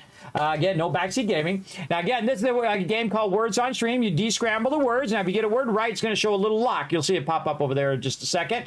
If you see that lock next to your name, that means you got one right, and you have to wait until the little thing goes down, and then it unlocks you, and you can put another word in. Hopefully, that one's right as well. Now, of course, you can get as many words wrong as you want, but if you do get one right, I do it all the time, too. Sometimes I forget, and then it will lock there, and then I'm like, wait a minute, wait, this word's not in there? How can this word not be in there? Well, it just could be because you're locked, because you can't just put in all the words. You got to have everybody work together in the chat. So, everybody work together in the chat. If I see you guys are working together, then I'm going to shower you with a bunch of Kiscats, which you can use toward tons and tons of giveaways, which I do every single year when Kiz Kringle, that's me, returns on December 1st, and we're going to do 24 days in a row for St. Jude's Children's Research Hospital as part of Fallout for Hope, as well as we raise funds for charity every single year for children with cancer. So yeah, pretty awesome. Again, hopefully they get their chemotherapy and all of their treatment that they need, and they go back to being a kid instead of, spending all their time in the hospital. That sucks, bro. That sucks. But I mean, it's tough enough being a kid, but then you got to go through all those kind of like really tough things. And then spend all your time in the hospital as you're in your childhood instead of being out, running wild in the streets and like I did when I was young. Going crazy. All right, so we'll do that here in just a bit. So I'm going to go ahead and start this up. Let me go ahead and press some buttons and flip some switches while the server restarts over here. And I'll be back in just a minute. Enjoy.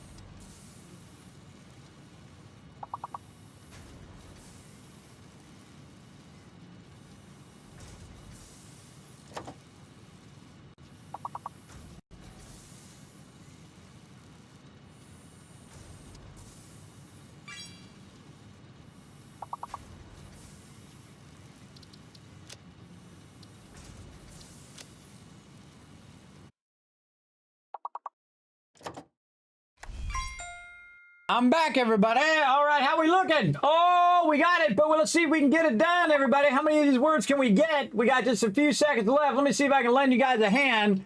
Let's see. Chair. Did you already do chair? You did. Charm. Mirror. M-I-R-R. There's no O. Hair. We already did hair. Yes. Oh, man. Harm. H-A-R-M. Yep. Got that one.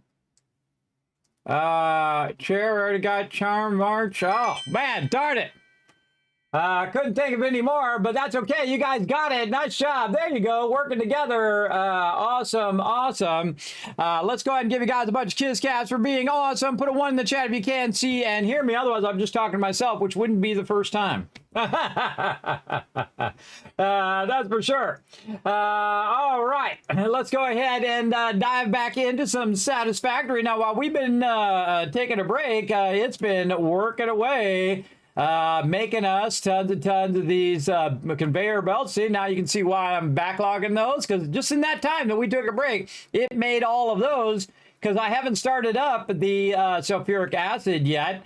And so basically it can backlog a bunch of these, and then this last one here will have extra to be utilized, and that's why I did that, just so it would have some extra. I could also take it and refeed it back again into here if I wanted to, and feed it back into the mergers and splitters if I want to, but that's okay. Especially right here, I could go ahead and put one there and readjust all of this so it's not so hitting into that, but that's okay. I think it's good to have some here, just so this last one will have more than enough, and then that'll cause us to backlog, and then backlog all the way back to there eventually, because again, it's going to be ahead of how much canisters that it needs. So always a good thing to have too much than not enough. Did we go out here and put in our power? We sure did for our awesome sink. I think we're about ready to make it happen, Captain. Okay, I think we're going to get this going on. Let's turn our sound back on again. So we're about ready to connect our stuff here. Now, of course, we're going to have our encased uranium cells come out of the top here. So we want to merge these together on this side, and then we'll want them to bridge across there. So let's just go ahead and set up our merge bridge over here first. Let's say, let's go 3 up there. Then we'll run this back.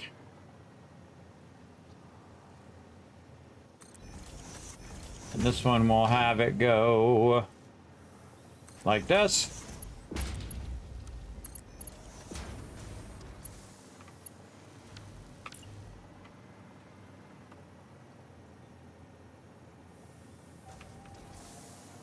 It's right in the center.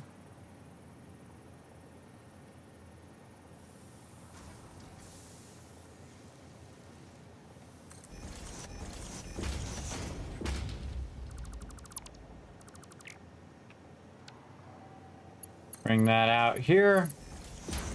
That's going to merge over to there. And then we got this box in the way now, which is a bummer, but we'll make it work.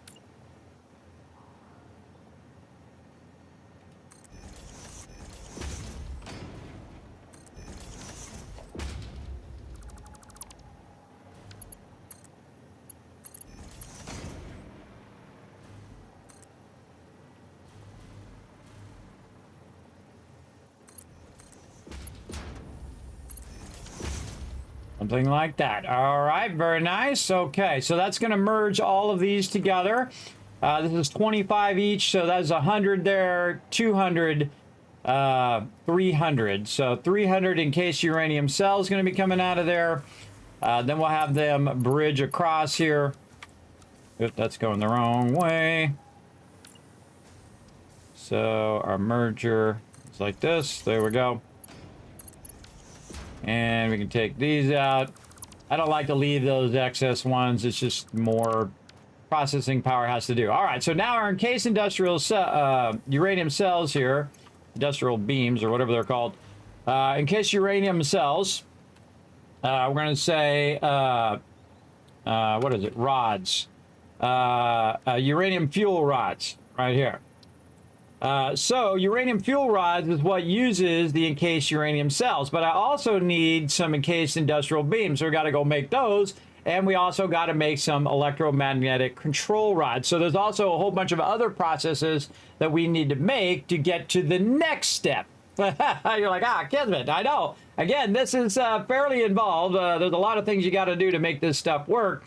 Like we got to do stators, we got to do AI limiters to do those control rods. And then we can finally make our uranium cells here in the manufacturer. But before we get into that, we got to definitely use our encased industrial beams, which we already have a whole system for making those. So we can get those all going. And then our control rods over here as well. Now, how many of these can we make? And that's going to tell us how much of the encased industrial beams and how much the electromagnetic control rods we need.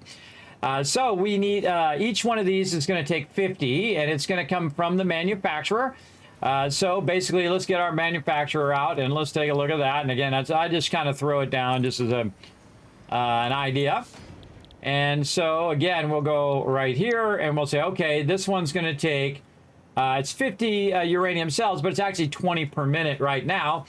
So each of these are going to take 20 per minute, and I'm producing 300. Again, everybody, because that's 25 each, and there's 100, 200, 300. So basically, that's going to bring 300 of those up over to here. So how many manufacturers am I going to need? A lot of manufacturers.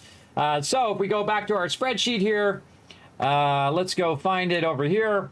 And so if we have 300 divided by the input here, which is 20, then that's just going to give us that math. Now, you can also do this in game, by the way. You don't have to do this just in a spreadsheet. So we need 15 manufacturers. Now, is that worth it? Absolutely. Why? Because we want to have as much nuclear power as we can. So basically, we're going to have 15 of these suckers running.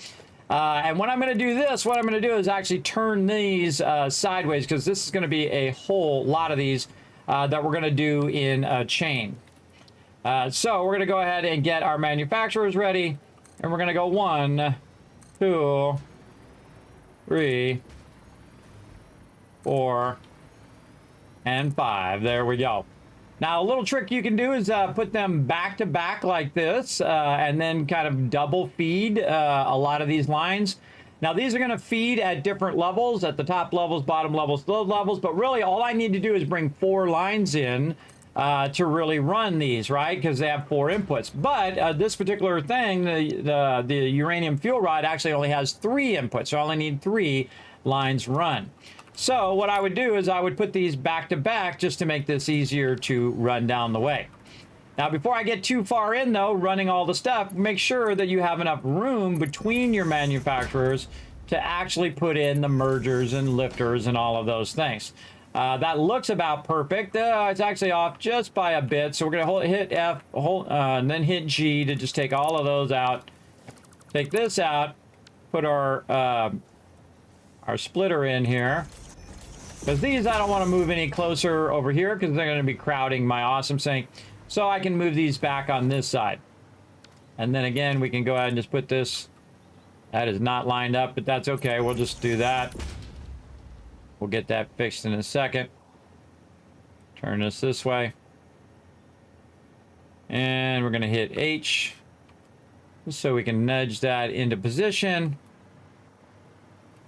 And nudge that over. So those are lined up somewhat nicely. Those do not look lined up to me. Huh.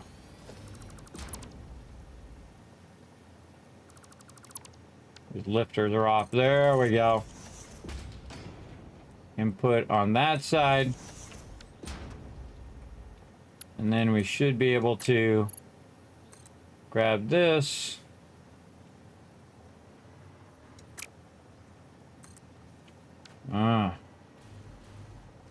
Nope. It definitely needs to go out more.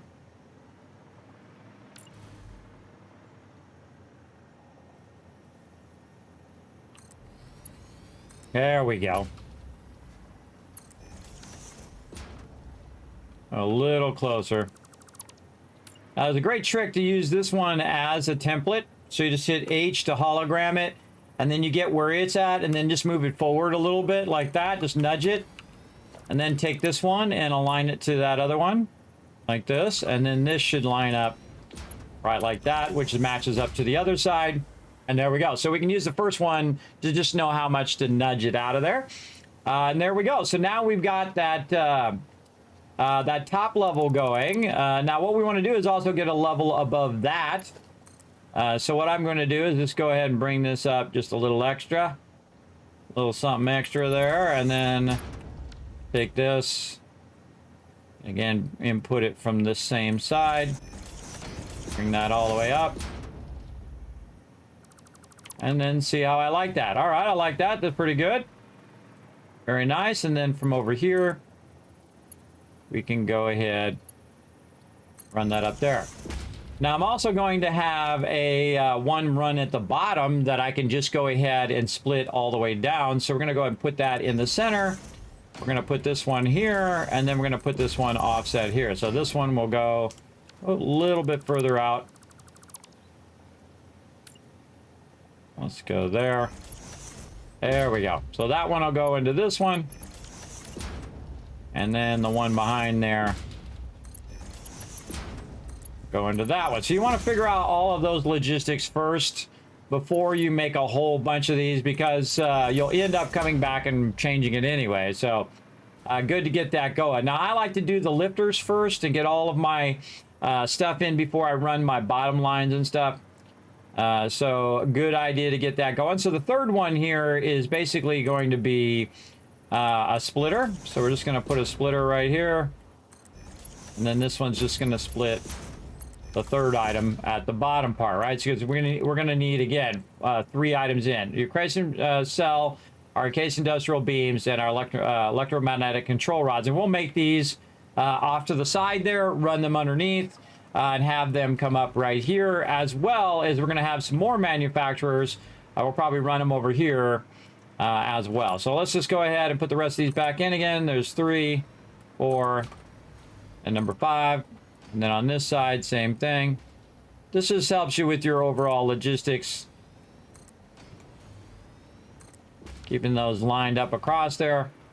1, 2, 3, 4, 5. 1, 2, 3. So that's 10. Again, eventually we're going to need 15. So we'll go ahead and put the rest of these over here.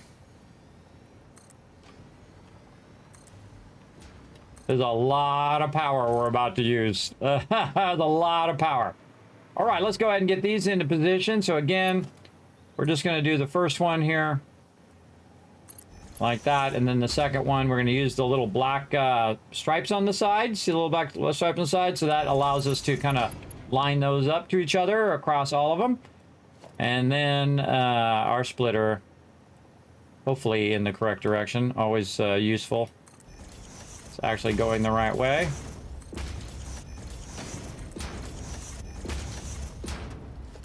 Now I don't need that anymore. Don't need to put the lifters in anymore, because now I can just go ahead and use the pre-existing ones.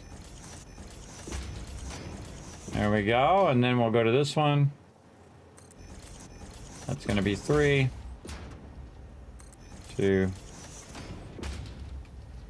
3, and 4. Just rinse and repeat.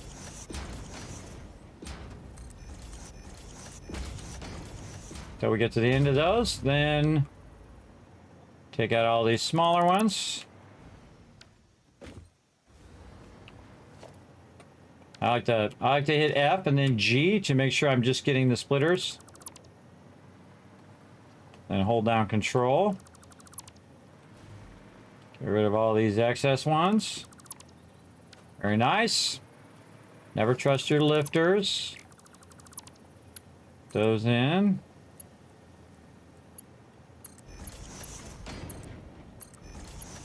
And see how it automatically snaps up? If you did it right, it'll automatically snap up to that higher level, which is awesome. I do each one at a time just to make sure. Good to run your belts last, just so it's easier to get these all snapped together first. We'll come back and double check that these are all working, of course. Okay, there we go. So now we got all those lines run. Now, before we put our other lines in, just to make our life a little easier, we're just going to go ahead and run this lower belt. Going to turn off that straight thing. This is as far as we can, but we don't want to have the junction of where the little piece is right across from where this is. Otherwise, it'll mess up our splitter that we're going to put on there. So, and then right here to the end. And we'll put our splitter in. Put in the bottom lines.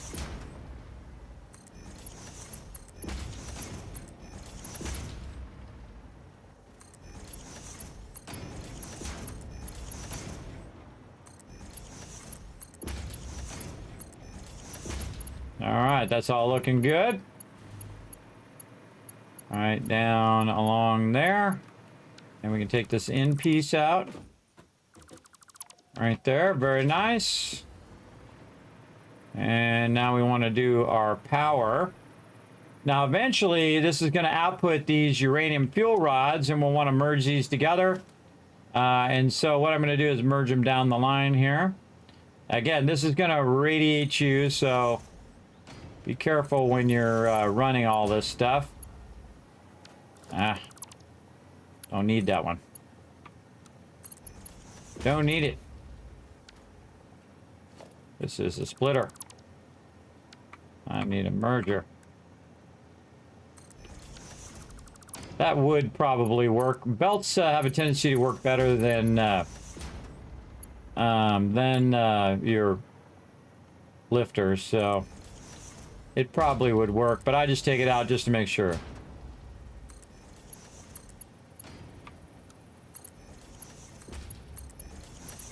Connect all these together. Okay, now we got the output of that running down that way, and again, we're going to use those in our nuclear power. And so each of these is going to produce 0.04 thing. Now this is, when you're doing this, probably one of the better things to do is to overclock these, and then also put your summer sloops in there, so you're making like twice as much, and then you're making twice as much again. But in this case, because there are so many of them, I'm just going to go ahead and spread it across there so it uses less power, so that we can get our nuclear power up, and then we can come back and overclock and do all that if we want to, or we just leave it as is and it will be very, very efficient. Now we're going to go ahead and just use our regular power poles here. We'll do those two.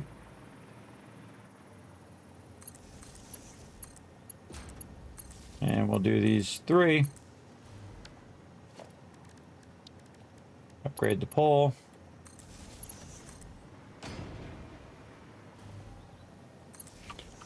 Do that.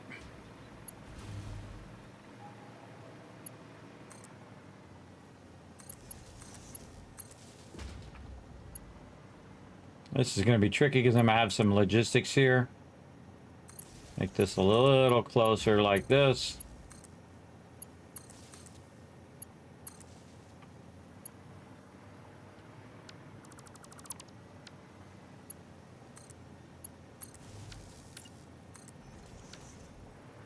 Okay, dokie.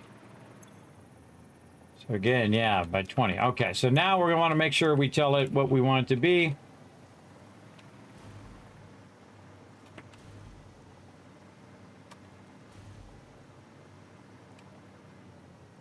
Now the goal is to do this all correctly and then start it up, and then it will automatically end up with all the stuff working at the end. We figured out the numbers and everything.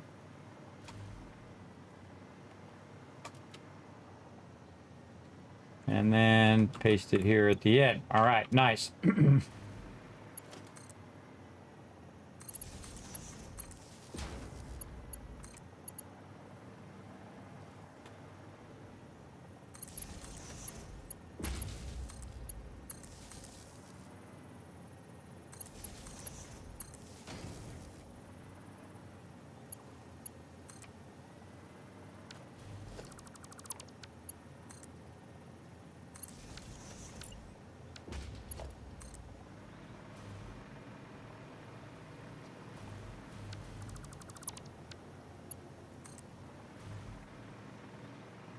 Running some of these power lines underneath, so I have to look at them. These are all uranium fuel rods. All right. These should all be yellow. If I see them in red, that's telling me something that it doesn't have enough power.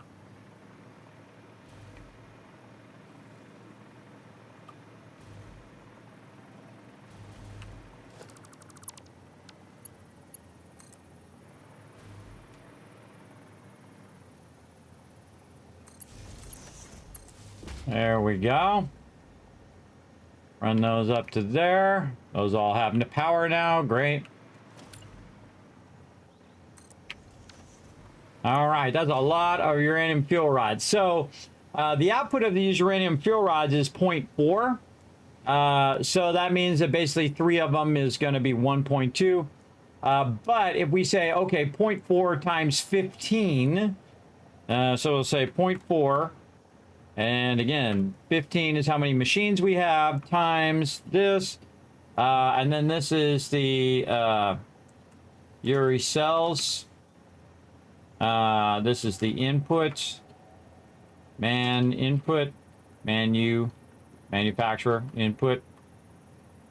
Number of menus. Or manufacturers. Output is 0.4. Total output is 6. So it's going to output 6 of those every minute, which is a lot, everybody. That's a lot of those output per minute. Then we take our nuclear power over here.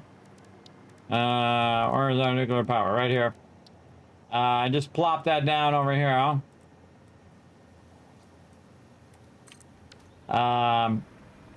What we can do is figure out how many per minute it's going to use. Now it says what the water consumption is down here. So we also need to run water, which we have a lot of it backlogged over there that we're also using for our sulfur. But we won't really know what our input is if you haven't played the game before. I actually already know what it is, but you won't know what your input ratio is until you actually start to feed it in there. But you can look it up and figure it out ahead of time. Now, each of these are going to be 2,500 watts. So if I do, say, 8 of these, then I am doing more power than I currently have in total in the game. Or even if I did 4 of them, that'd be 10,000 power, which is a lot of power because I have a lot of extra power right now, right? So if I go look at my overall power right now, you can see that I'm only using around 13,000 out of 25,000. So that means I have 12,000 extra power. I can build everything that I've already built all over again, which is crazy. Right? That means I can build twice as much as what I already built in the entire playthrough just because I have so much power. And I'm also getting a power boost there too from my augmenter. But we're going to go ahead and have that all looking good. Like that. Okay, so now we got all the outputs going on that side. Let's go ahead and finish up these inputs. Let's do the low side first.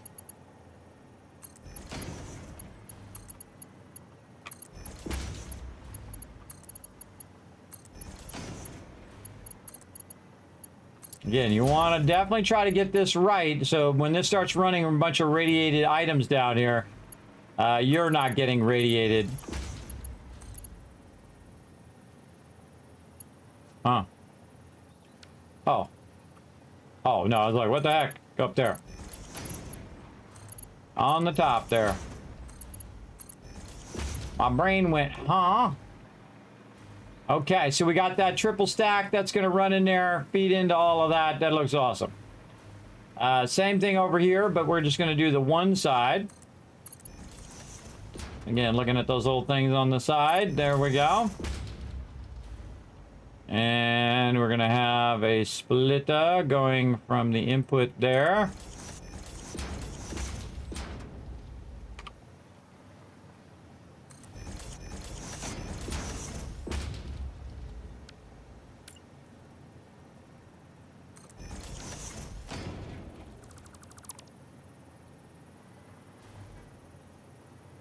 Okay, that looks good.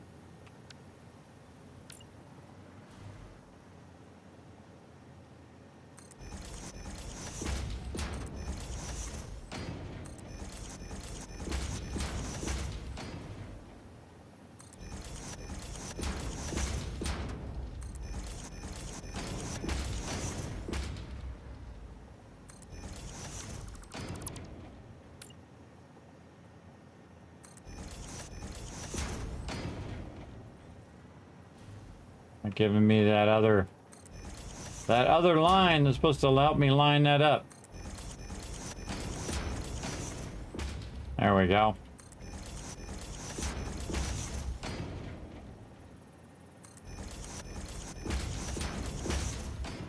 All right. Make sure we got it right by putting our lifters in. Yeah, see how I turned it the wrong way? That's really annoying. It's usually because you have all these other splitters under here. Take all these out.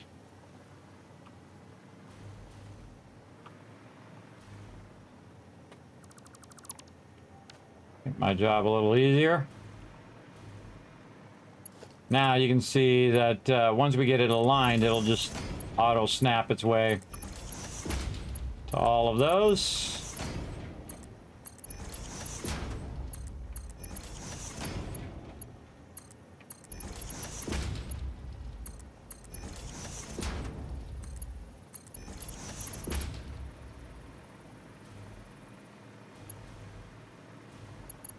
It's a little close to the thing there, but I think we can make it work. Let's see. Here's what we'll do. We'll do this one. Apparently not perfectly lined up there. Do that one. This one. And do that one.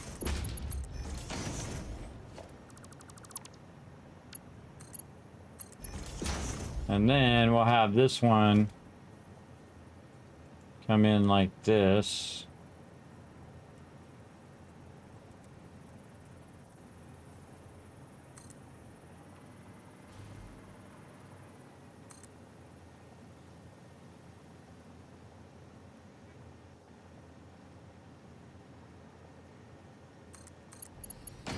There we go. And we'll just move this one forward. We're gonna have that go out right into there. All right, very nice. And then we'll continue this one all the way down to the end. Have that one running there. Splitter.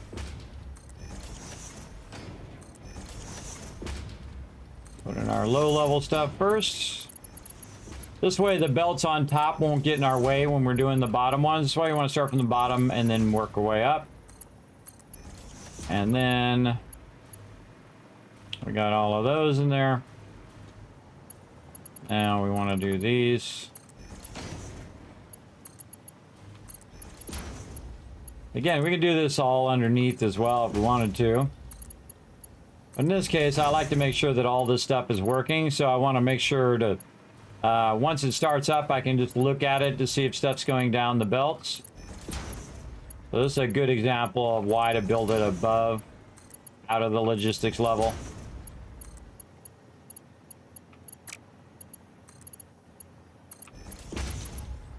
Like that. All right. Got all those in there. Okay, we got both sides looking good. We have the power in there. We told it what to do. We got all of our connections. All right, now we just need the resources. Okay. Feel like here's what we're going to do here. We're going to take this one. We're going to adjust how this is going.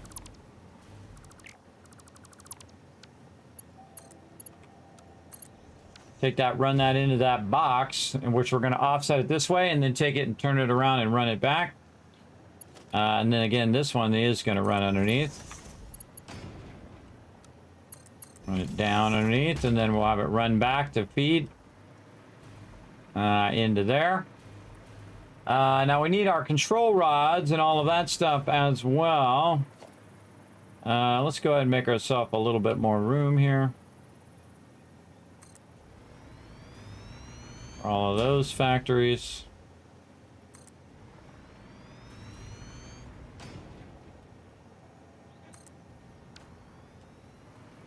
Okie dokie.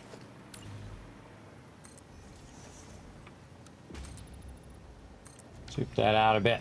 Okay, so now what we need is we need our encased industrial beams, and we need our other item as well, our control rods. Encased industrial beam, we already have that down. We just got to go ahead and get the raw resources for those. But the electromagnetic control rod, we need to make stators and AI limiters. So again, we're going to need a lot of base resources. And we need it at the level in which we are doing encased in uranium cells.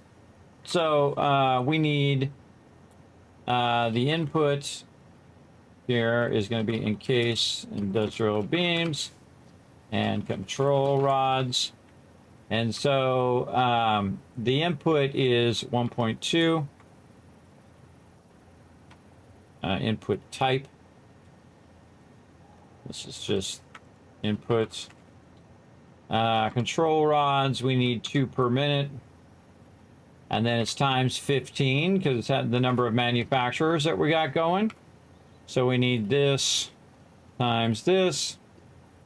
And then, so we need 18 encased industrial beams per minute. And we need 30 control rods per minute. Right? And that tells us how many we need to match the amount of encased uranium cells. You really want to do it by uranium cells because that's the maximum that you can produce out of the nodes that we have. Now, of course, we can produce a lot more, but we're just using what nodes we have and just saying, okay, what's the maximum if we run this at absolute max? How much of this do we really want to make anyway, right? How much nuclear power do we want to make? How much do we need to make? That we could then just keep building more factories and progressing.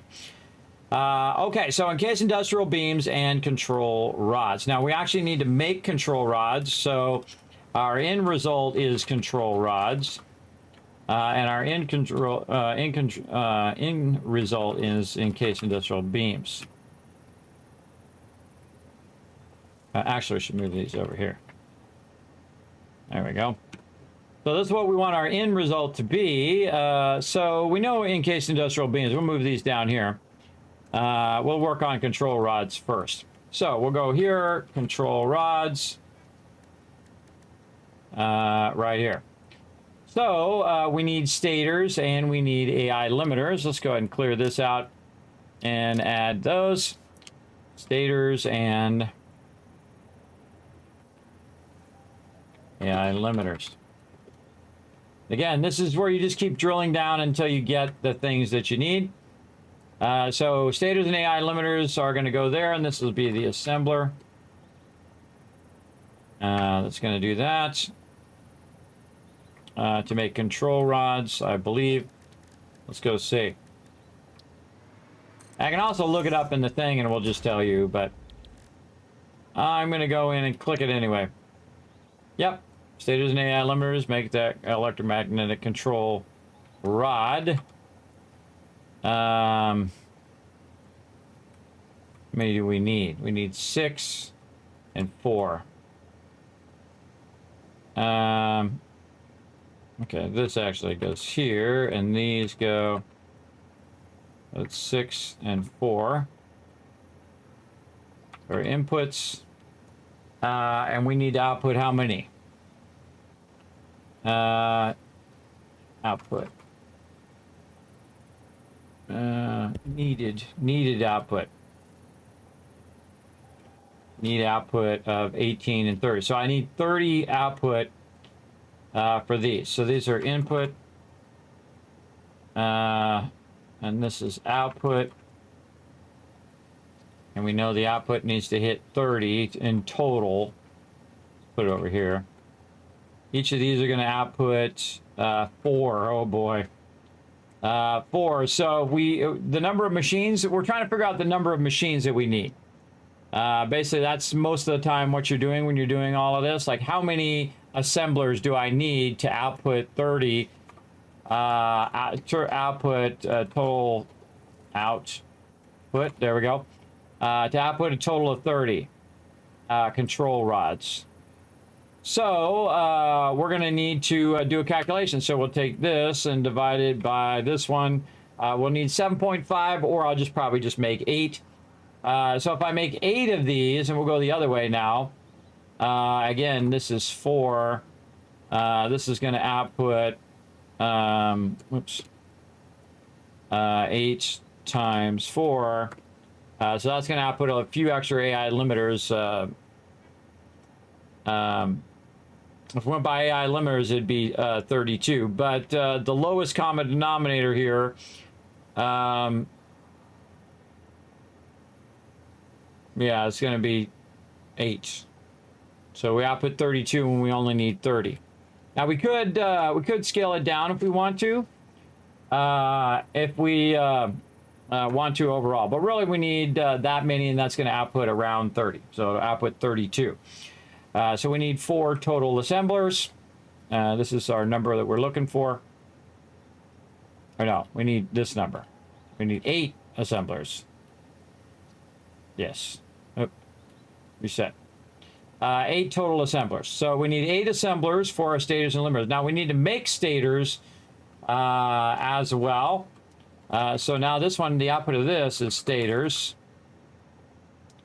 So to make stators, we go in and say, back here, stators, we need steel pipes and wire. So we need back here, steel pipes and wire. Now to make steel pipes and wire, you need more back, right? So you have to just keep backward engineering the amount that you need. So if I need a total input of 6 stators times 4 machines, I need this times this, or actually 8 machines, my bad. 8 machines. So I need 45. I need 45 stators to be the final product, the final output over here. Total output should be 45. Actually, I could have just done the calculation down here. By figuring out the total output of stators times this one. No, this times this. Yes, 30. So the total output of stators, I need output is 30, and then basically double checking that I end up with 30 total of the stators. And then again, down here, how many AI limiters do I need? We have, we'll just put this, we'll just take this number, make this the same number as this number. There we go. And the number of outputs, this is the total output of control rods. I need the total output of the control rods to be 30.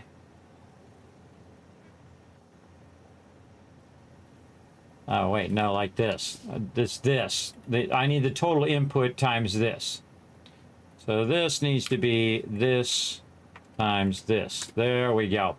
That's how many, that's the total output of stators there. So it's going to be 45 to be, have enough input to input 7.5. I'm actually just going to make this 8, just round that up. That'll be 48.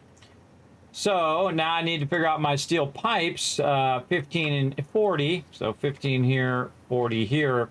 How many do I need to do to make a total output of 48? Well, let's see, 5 stators per minute here to make a total output there.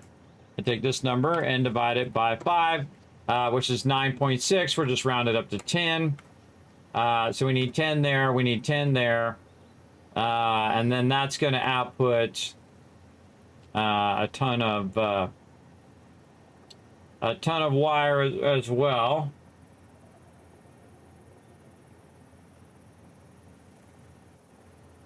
Yeah, what's the total amount? Total amount that's going to output. It's 5 times 10, which is 50. 50 where we need 48. Yes, okay, good. And then this would be 40 wire times 10. Wow, okay. So this needs a total input. Well, this is producing wire down here. This needs a total input of 400. I can tell you already, because that's just 4 times 10, 400. And the output is wire, and so when we're doing wire, we need to also go in. You can see this gets really complex at this stage because this is all of the processes that you already did earlier, where you did all of your, you know, steel pipes and iron rods and all that stuff. So wire, 15 in, 30 out. So the input here is actually, this is assembler. And then this is going to be constructor. And the input type is going to be copper ore, copper ingots. Again, we're working our way backwards from the end to the beginning so that we can have enough of each thing to produce the amount that we want to end up with at the very end. So the input of copper ingots is going to be 15. The output is going to be, again, 30. So 15, this is going to be 30. So to get this number here, we need to take this and divide it by this. And we're going to need 13. Let's just round it up to 14.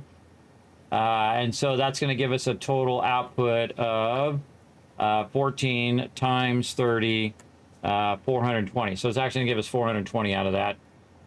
Same thing here with this calculation. We could put this up here, which is going to be 50. And this will be 32. So again, we're going to have a little extra, and that's okay.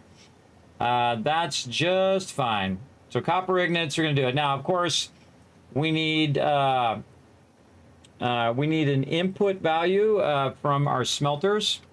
Copper smelters, I'm going to call this. These are going to be raw copper coming in. And we need a total output to match what our input is here, 15 times 4. So this times this, we're going to need 210 raw copper ingots overall. So to match this input of 14 machines, we're going to do 15 times 4. So we need 210 raw copper coming in.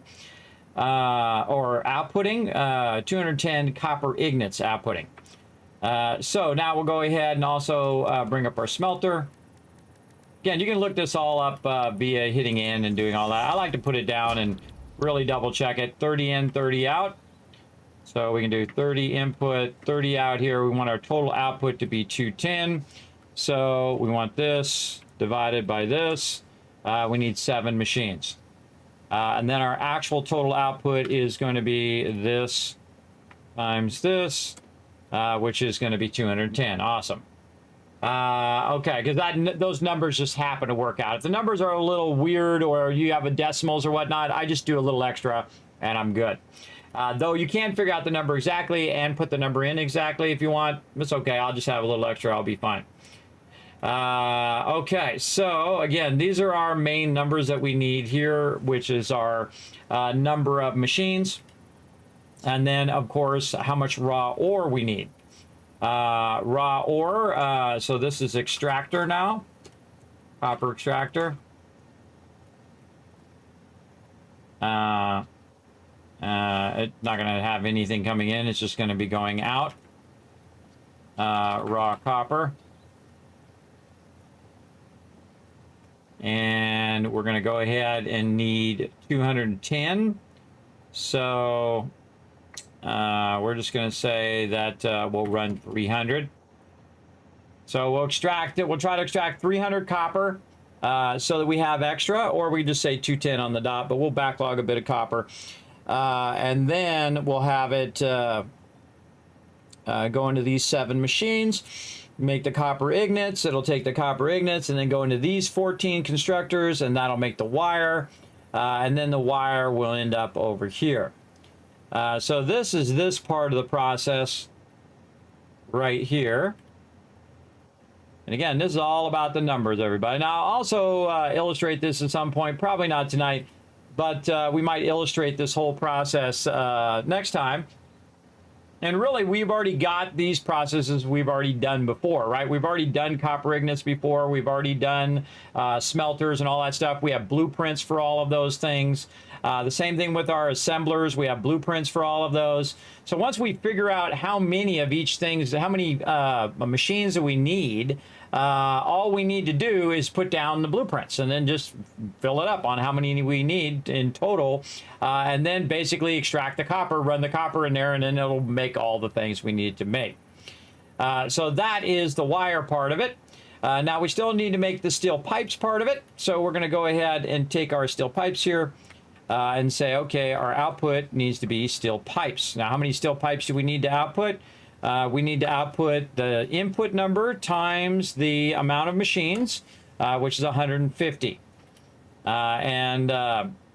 Basically, to produce those, we need to do steel ignits on the way in. And we can go ahead and look at our steel pipes here. So it's 30 and 20. 30 and 20. And we can go ahead and bring these labels down. Input, output.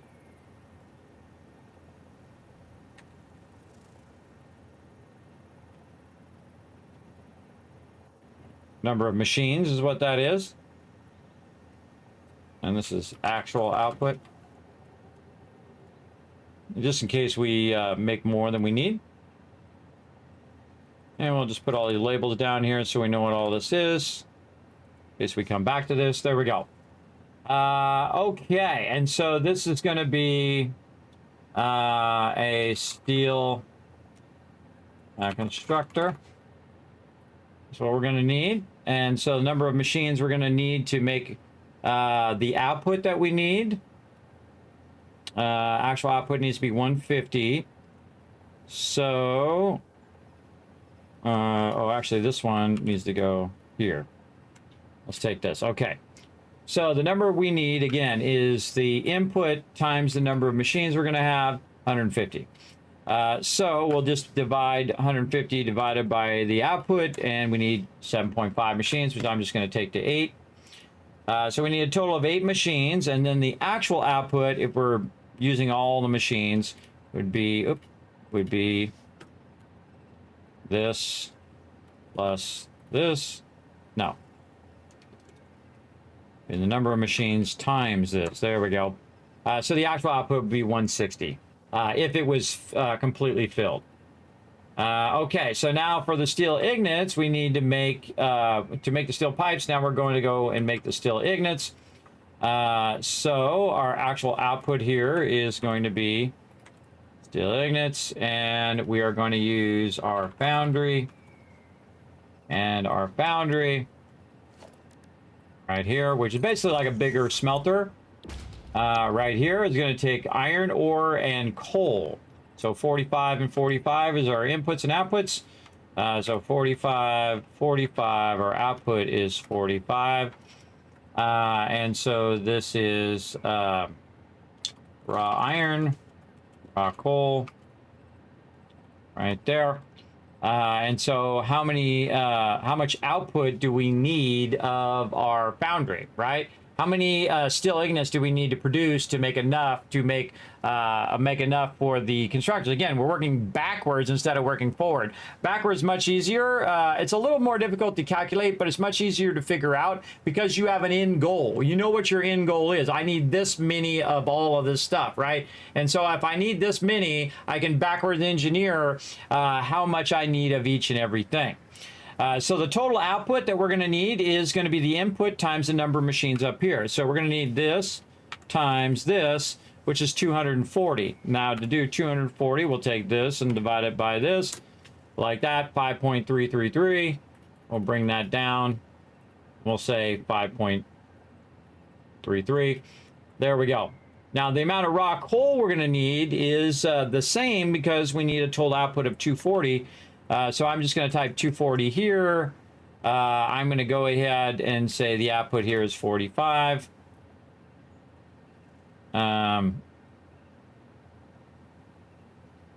45, and then the number of machines, we're just gonna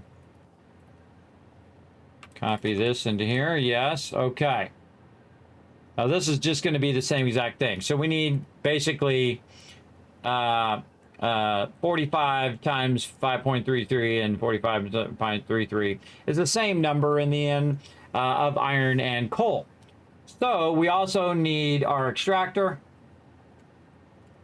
Our extractor for raw iron, let's do raw iron extractor, raw coal extractor, and this is raw coal. Again, how much do we need? We need an output of this, the input times the number of machines. So we need 240, which I could have already told you because it's a 1-to-1 ratio because the input and outputs are the same. So we need 240 raw iron and we need 240 coal. So it also tells us how much raw resources we need as well to produce enough to produce those steel pipes. So that's actually what we want to do. We want to get 240 iron and 240 coal. So we're going to need coal and iron along the way. We're going to need some raw copper there as well. Now this is all the steel stuff, which we'll go ahead and highlight, and we'll put that, say, in, let's put it in a nice gray. There we go. There's all of our steel stuff. Now we're not done yet because again, that was just for the stators that we were doing there for both the copper and the steel stuff here. To make stators, we need wire and steel pipes.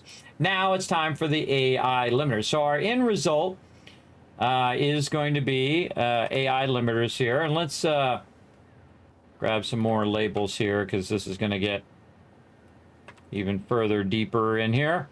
So our output we need is AI limiters. So we can go in and we can say AI limiters. We can click on that and that'll tell us what we need. We need copper sheets and we need quick wire. So let's go ahead and say, okay, we need copper sheets and quick wire.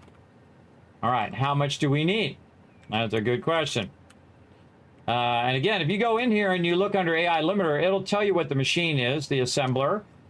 So again, we go back to our assembler we have over here. We're going to say we're going to make some AI limiters. And we know the input is 25, 25, and the output is 5. So 25, 25.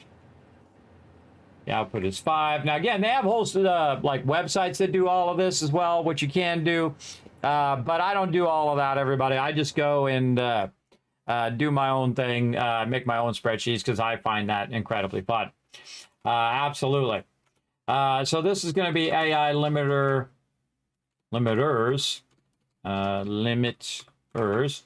assembler right here. Okay, so how many machines do I need? Well, I need to know what the total output is going to be of the amount of AI limiters that I need.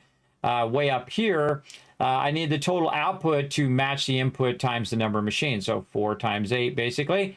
So I'm going to go ahead and use this calculation up here and say 4 times 8.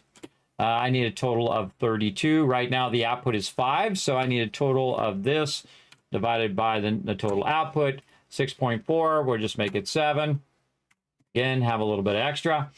So now I need to go ahead and make some copper sheets on top of that too. So the total output I need of copper sheets is 25 times 7 is going to be 175. Again, this is going to be copper sheets. We could probably actually move this up. Let's move this up just a little bit. Oop, wrong one. That one. A little too much right there.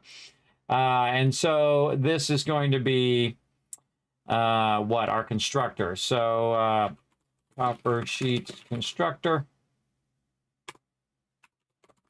There we go.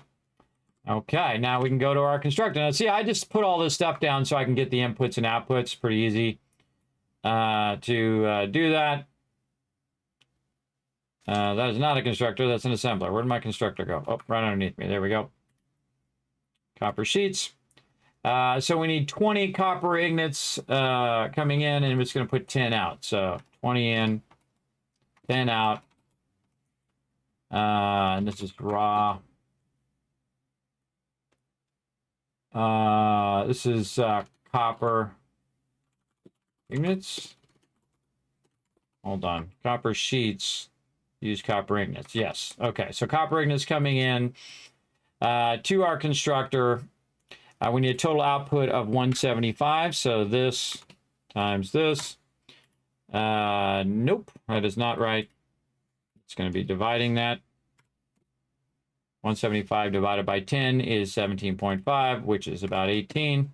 Again, I just round off the numbers at some point just to make it easier. And then I can actually get what my actual output is here. And just makes it easier so I have a little extra along the way. So this is going to be, the next thing we're going to do is copper ignits.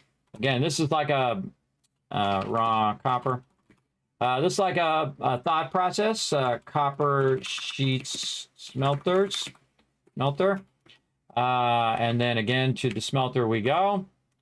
And we're going to, so copper ignits basically. Copper ignits. Copper ignits smelter. There we go. Okay, and so the total output of this needs to be this times the number of machines. So this, oops, this one times this one, 360. So this is 30 to 30, so 30 in, 30 out. The total number of machines to produce that is going to be 360 divided by 30, which is 12. And then we have our copper sheets extractor, which is going to output over here this times this. And you're like, man, this is getting really complex, Kismet. Yeah, kind of. So I need 360 raw copper, basically. That's what all that means.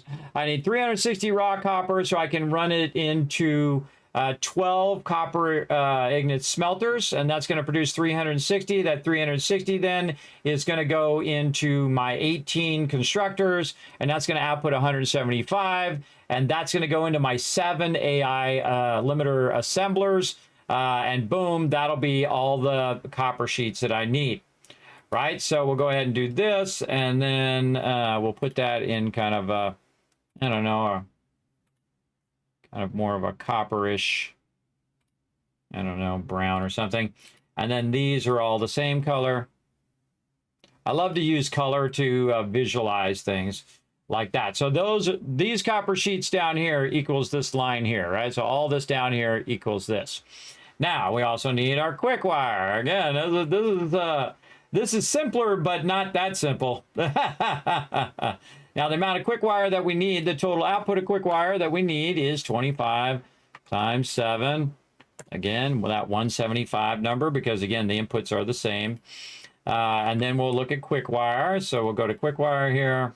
Oh, wrong thing over here. And say we need quick wire. So 12 in, 60 out. 12 in, 60 out. And we need a total of this divided by this of, I don't even know how many it says. Let's call it 3. Oop, not that. 3, there we go. Why are you like that? No decimals. 1 decimal place, please. There we go. Okay, so now to make quick wire, we need deuterium ignite over here. So this actually should be here. Quick wire constructor. And the input is actually deuterium ignite. And so we need to extract a certain amount of quick wire extractor. We need to extract a certain amount of quick wire. And so basically we need to know what the input is times the number of machines we're going to run it into. Oh, wait. No. We got ahead of ourselves there. Getting ahead of ourselves. We've got to take this, put this down here. because what we need to do is make the deuterium ignet. Over here. Nope, this one right here, smelter. So we need to smelt it down. So 45 into 15. So this is 45 into 15. Again, let's grab all these labels. Add another one above that one. There we go. There we go. So we need the quick wire smelter. There we go. And this is going to be raw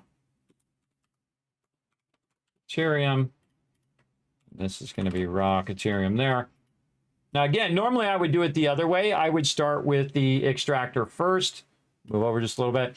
I would start the extractor first, then you would go to the smelter, then you would go to the constructor. But since I'm trying to do the final number, I'm working my way back from that number to tell me how many of each thing that I need.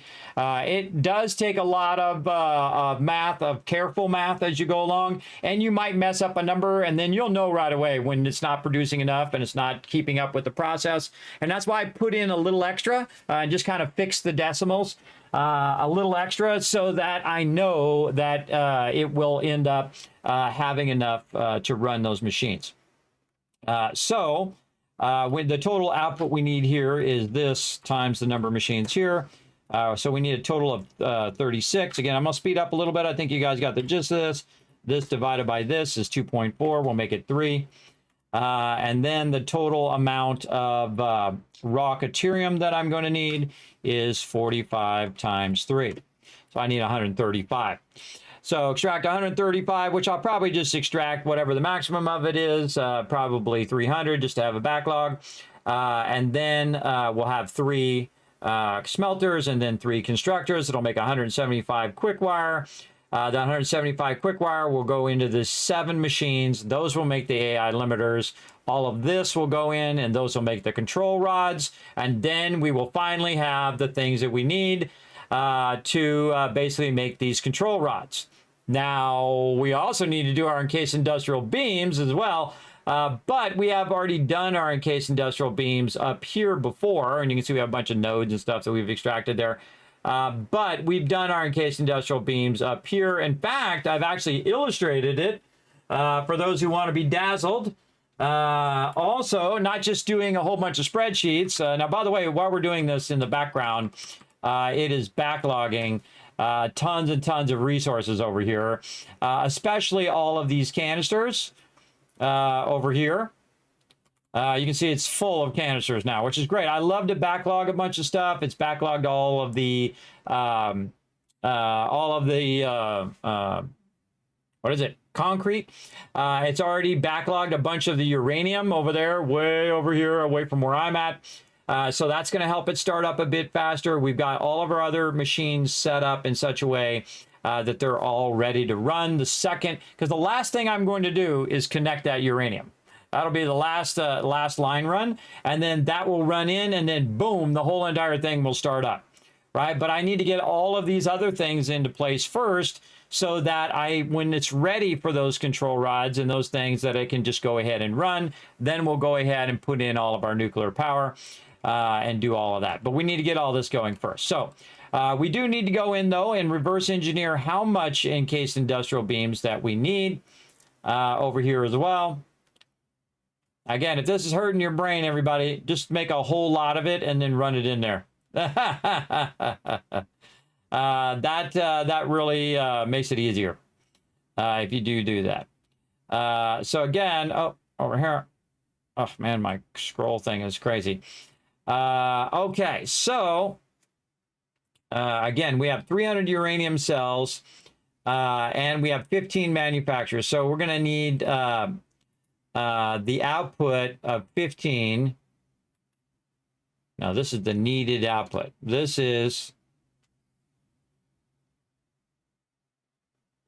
number of manufacturers times the input. So this is this times that. Yeah. Oh, I already had it right. Okay, so I need 30 control rods and I need 18 encased industrial beams. And I'm going to be making 32 roughly control rods. So I'll end up with some extra control rods, which is fine. So I need a total of 18 industrial encased industrial beams. So let's go way down here. We'll go ahead and start another round of this just to reverse engineer all of this, and we'll put, say, like a little blue line in between. So we need to end up with 18. Double check that number again. 18 encased industrial beams. Okay, so 18 encased industrial beams. And my typing. That N in there, bro. They're beans, not beans. We don't need no beans. We need beams. There we go. Okay, so, and our encased industrial beams are going to be produced in our assembler over here. Encased industrial beams. So we need steel beams and we need concrete. Well, concrete's easy. We already have plenty of concrete, and actually more than what we need. So we can already just run the concrete. So that part's already done. But we're going to go ahead and put steel beams and concrete in there. So we need steel beams and concrete right over here. And plus we have 20 boxes backlogged of it. So we're looking pretty good there. 1836. So 1836. We should get our labels from up here.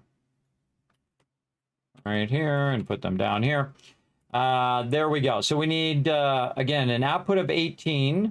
The input is already 18. What's the output? Total output is 6 per minute. So 6 per minute. And again, take this and divide it by this. Gives us 3. So we need a total of 3 machines to output 18 encased industrial beams. But that's actually not... Is that the total amount? Yeah, that's the total amount. That's not a lot. That's not a lot. So, but you're going to see that we need a bunch of these things ahead of time. So concrete, we don't even need to calculate that. We know we have plenty of all of that. But we could figure out the total amount that we need. So concrete constructor. Now, the cool thing about concrete, by the way, is the fact that it uses a constructor and doesn't need to be smelted. So if you go to your constructor here and just say, hey, I want to have, where is it? I want to make concrete. You can see it's 45 in, 15 out. So 45 in, 15 out. If we wanted to make that many concrete, which is 36 total is what we need, we would need this divided by that. Look, it's getting smarter. We need about 2.4, or we can just round it up to 3, and then that would give us a total output of output times the number of machines, 45. So, and then how much raw concrete will we need? Or this would be concrete extractor, actually. Concrete extractor. And this would be the constructor over here, and this would be raw, or actually this would be raw limestone. This would be limestone. Just to make it right, and then the output would be concrete over here. Okay, so how much would we need to extract? We would need to bring this times this. We need 135 to be extracted, but we're already extracting all of our concrete over here, and we already made a factory for it, and we have 20 boxes of it up there already backlogged. So again, we can just start that up. The concrete will be no issue, nothing we have to go and get to make that work. Now, steel beams go along with making steel pipes, see, because we can make steel pipes and steel beams from the same resources. Which is our raw iron and coal over here. So a lot of these things right here are the same. So I can just go ahead and grab a bunch of this